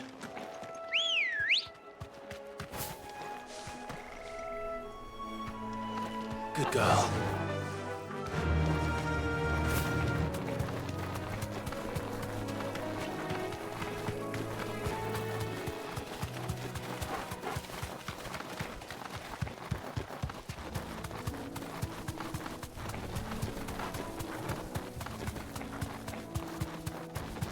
The marshes near the Abbey are certainly damp.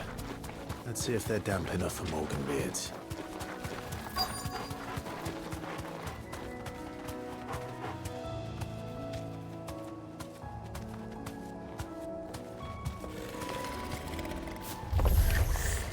Size of a goblin's eye. Not this goblin. Certainly wasn't wrong about them being attracted to the flowers, though.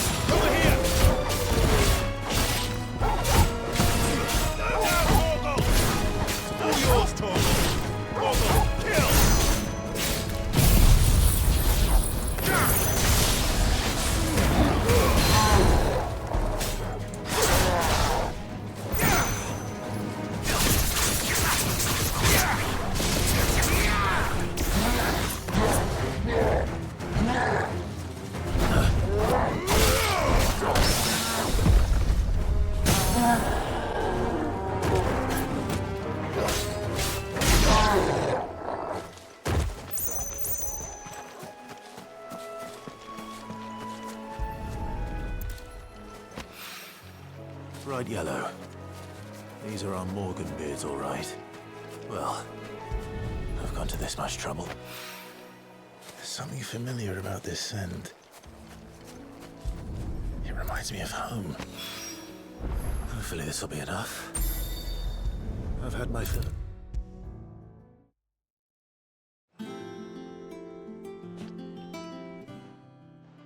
It is rare that we see you so often in the backyard, Sid. What brings you to the gardens? I found your flowers. Yes, wonderful. These are almost identical to the plates in my tome. Did you have any trouble locating them? Finding them was the easy part, but it's odd. They remind me of my childhood somehow. I don't remember these flowers specifically, but we must have grown them in the castle garden. If the petals are meant to improve the effectiveness of medicines, it's possible that the court physicers grew them for the tinctures and treatments they made my brother. If the ducal healers were convinced of their properties, that is all the more reason to begin growing our own supply here. Oh, allow me to use some of the flowers you brought me to make something that might aid you on your travels. I need only a moment to extract the essence from the petals.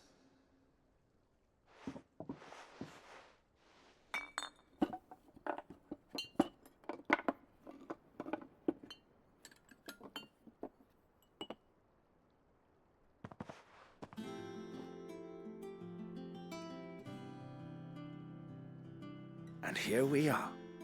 A phial of pure Morganbeard extract. A single drop added to any one of your restoratives will increase its potency. At least I hope it will.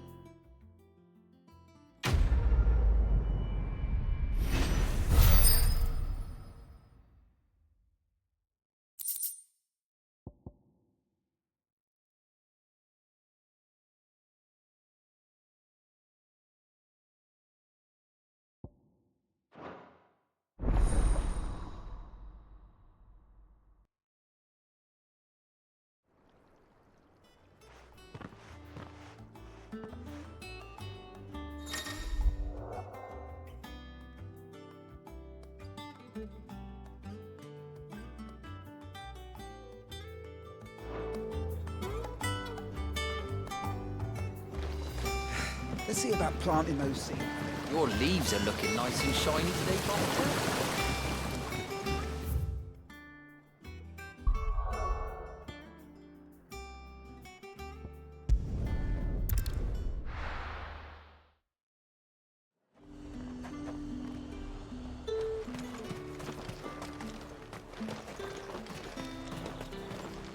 Do you see anything you like?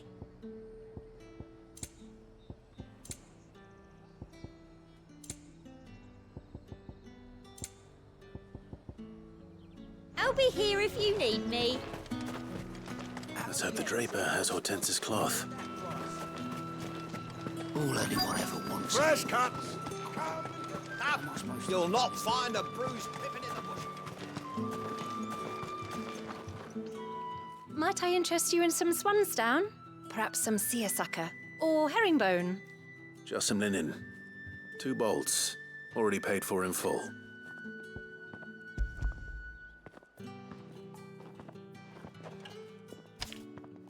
Apologies, my lord, but your items aren't here. They were due to arrive on a caravan from Bocklad, but there's been little traffic on the road these past few days. My mother thinks it might be bandits, but she always thinks it's bandits. It usually is. So I assume the caravan will be coming from the south. Yes, hopefully carrying all manner of spice and sundries. Wait, you aren't thinking of... Going to find it. That's exactly what I'm thinking. Oh, well then, be safe.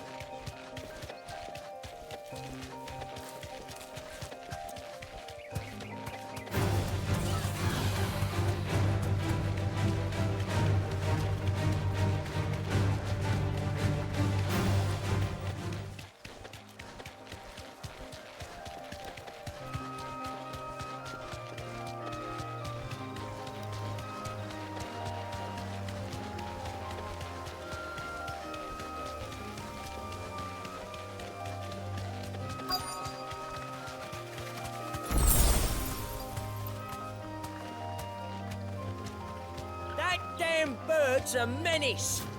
She meant nothing by it, I swear.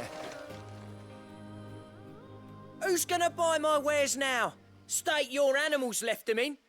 But they hardly damaged us all. Is there something wrong? If you're a bandit come to steal my stuff, you're gonna be sorely disappointed. And all thanks to this fool. But it was you who stepped into my path. Only after that feather-brain trampled me.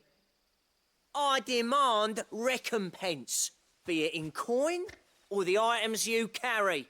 Refuse, and I shall report you to the garrison and see you hanged. These goods are expected in Northreach. I mean, they're not mine to give away. You wouldn't happen to be on your way from Bocklad, would you? I am, but did someone from the market send you? Please, you have to help me. I can pay whatever you ask. So the fool has protection. And coin, too. Sorry, friend, but we'll be the ones taking it. Oi! Killer! It's time to collect!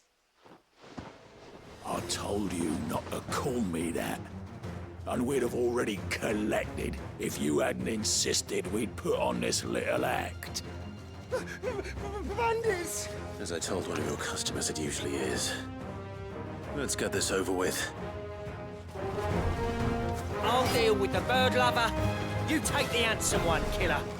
Stop calling me that.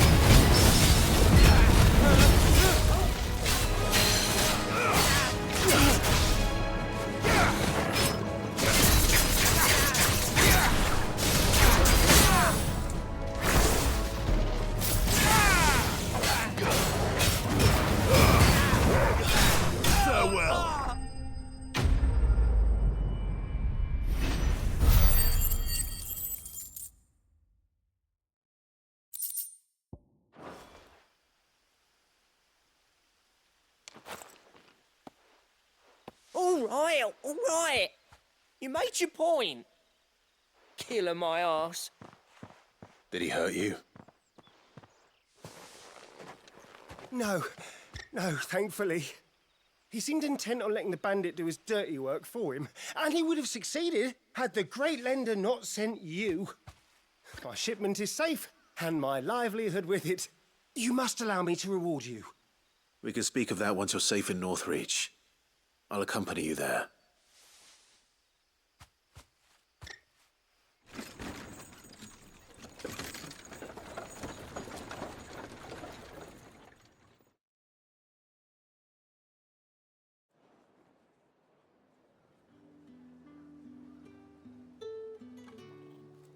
So you and my mother were right. It is always bandits. And were it not for the kindness of our free sword here, you'd be buying your order back from them at twice the price. Now, if you don't mind, I have a pressing appointment at the Vale before my return to Bocklad. Farewell. Oh, I almost forgot. I suppose you'll be wanting your linen. You'll be happy to know both bolts arrived safely along with the rest of the delivery. I've also added a few extra lengths of our finest fabrics to the bundle. Free of charge. Are you sure? My mother would insist. It's the least we can do for the man who saved our shipment. That's that done then. Now it's back to Hortense with her cloth.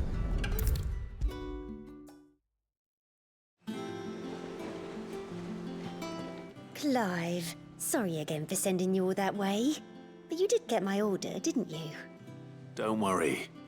I have it. I believe this will more than satisfy your needs.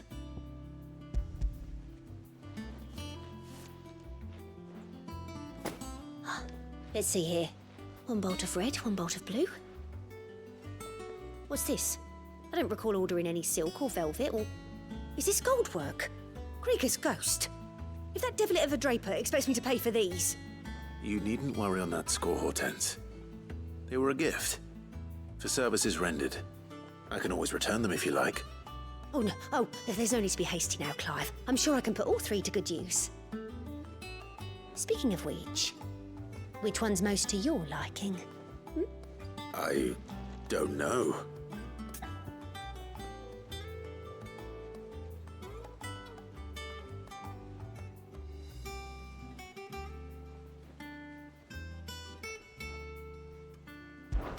This one, I suppose.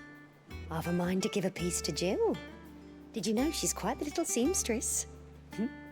I know needlecraft was amongst her lessons at the castle. Her lessons? Oh, that's right. The two of you were raised together in Rosalith, weren't you? Not quite together, but when my father put down the uprising in the Northern Territories, Jill was taken as a ward to ensure that her father, the Silvermane, would keep the peace.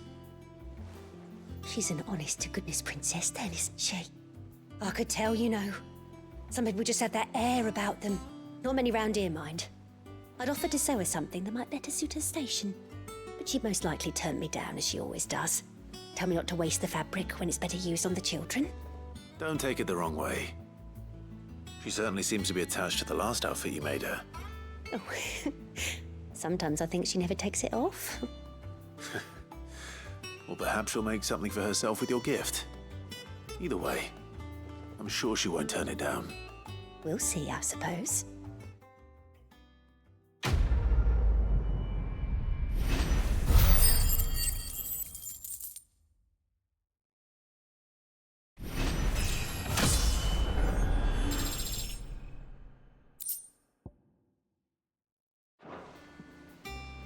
Lady Hortense said she'd give us our dresses soon.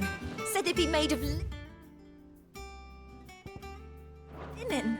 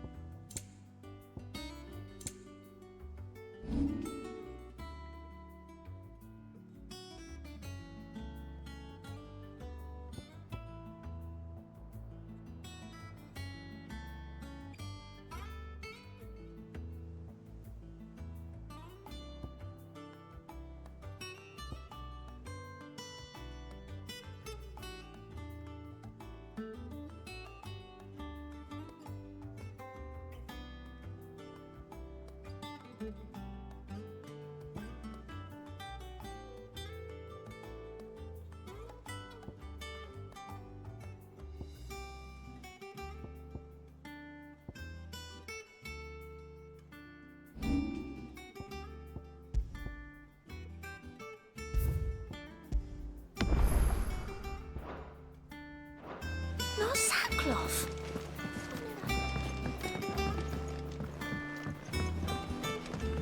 Our man in Dalamil mentioned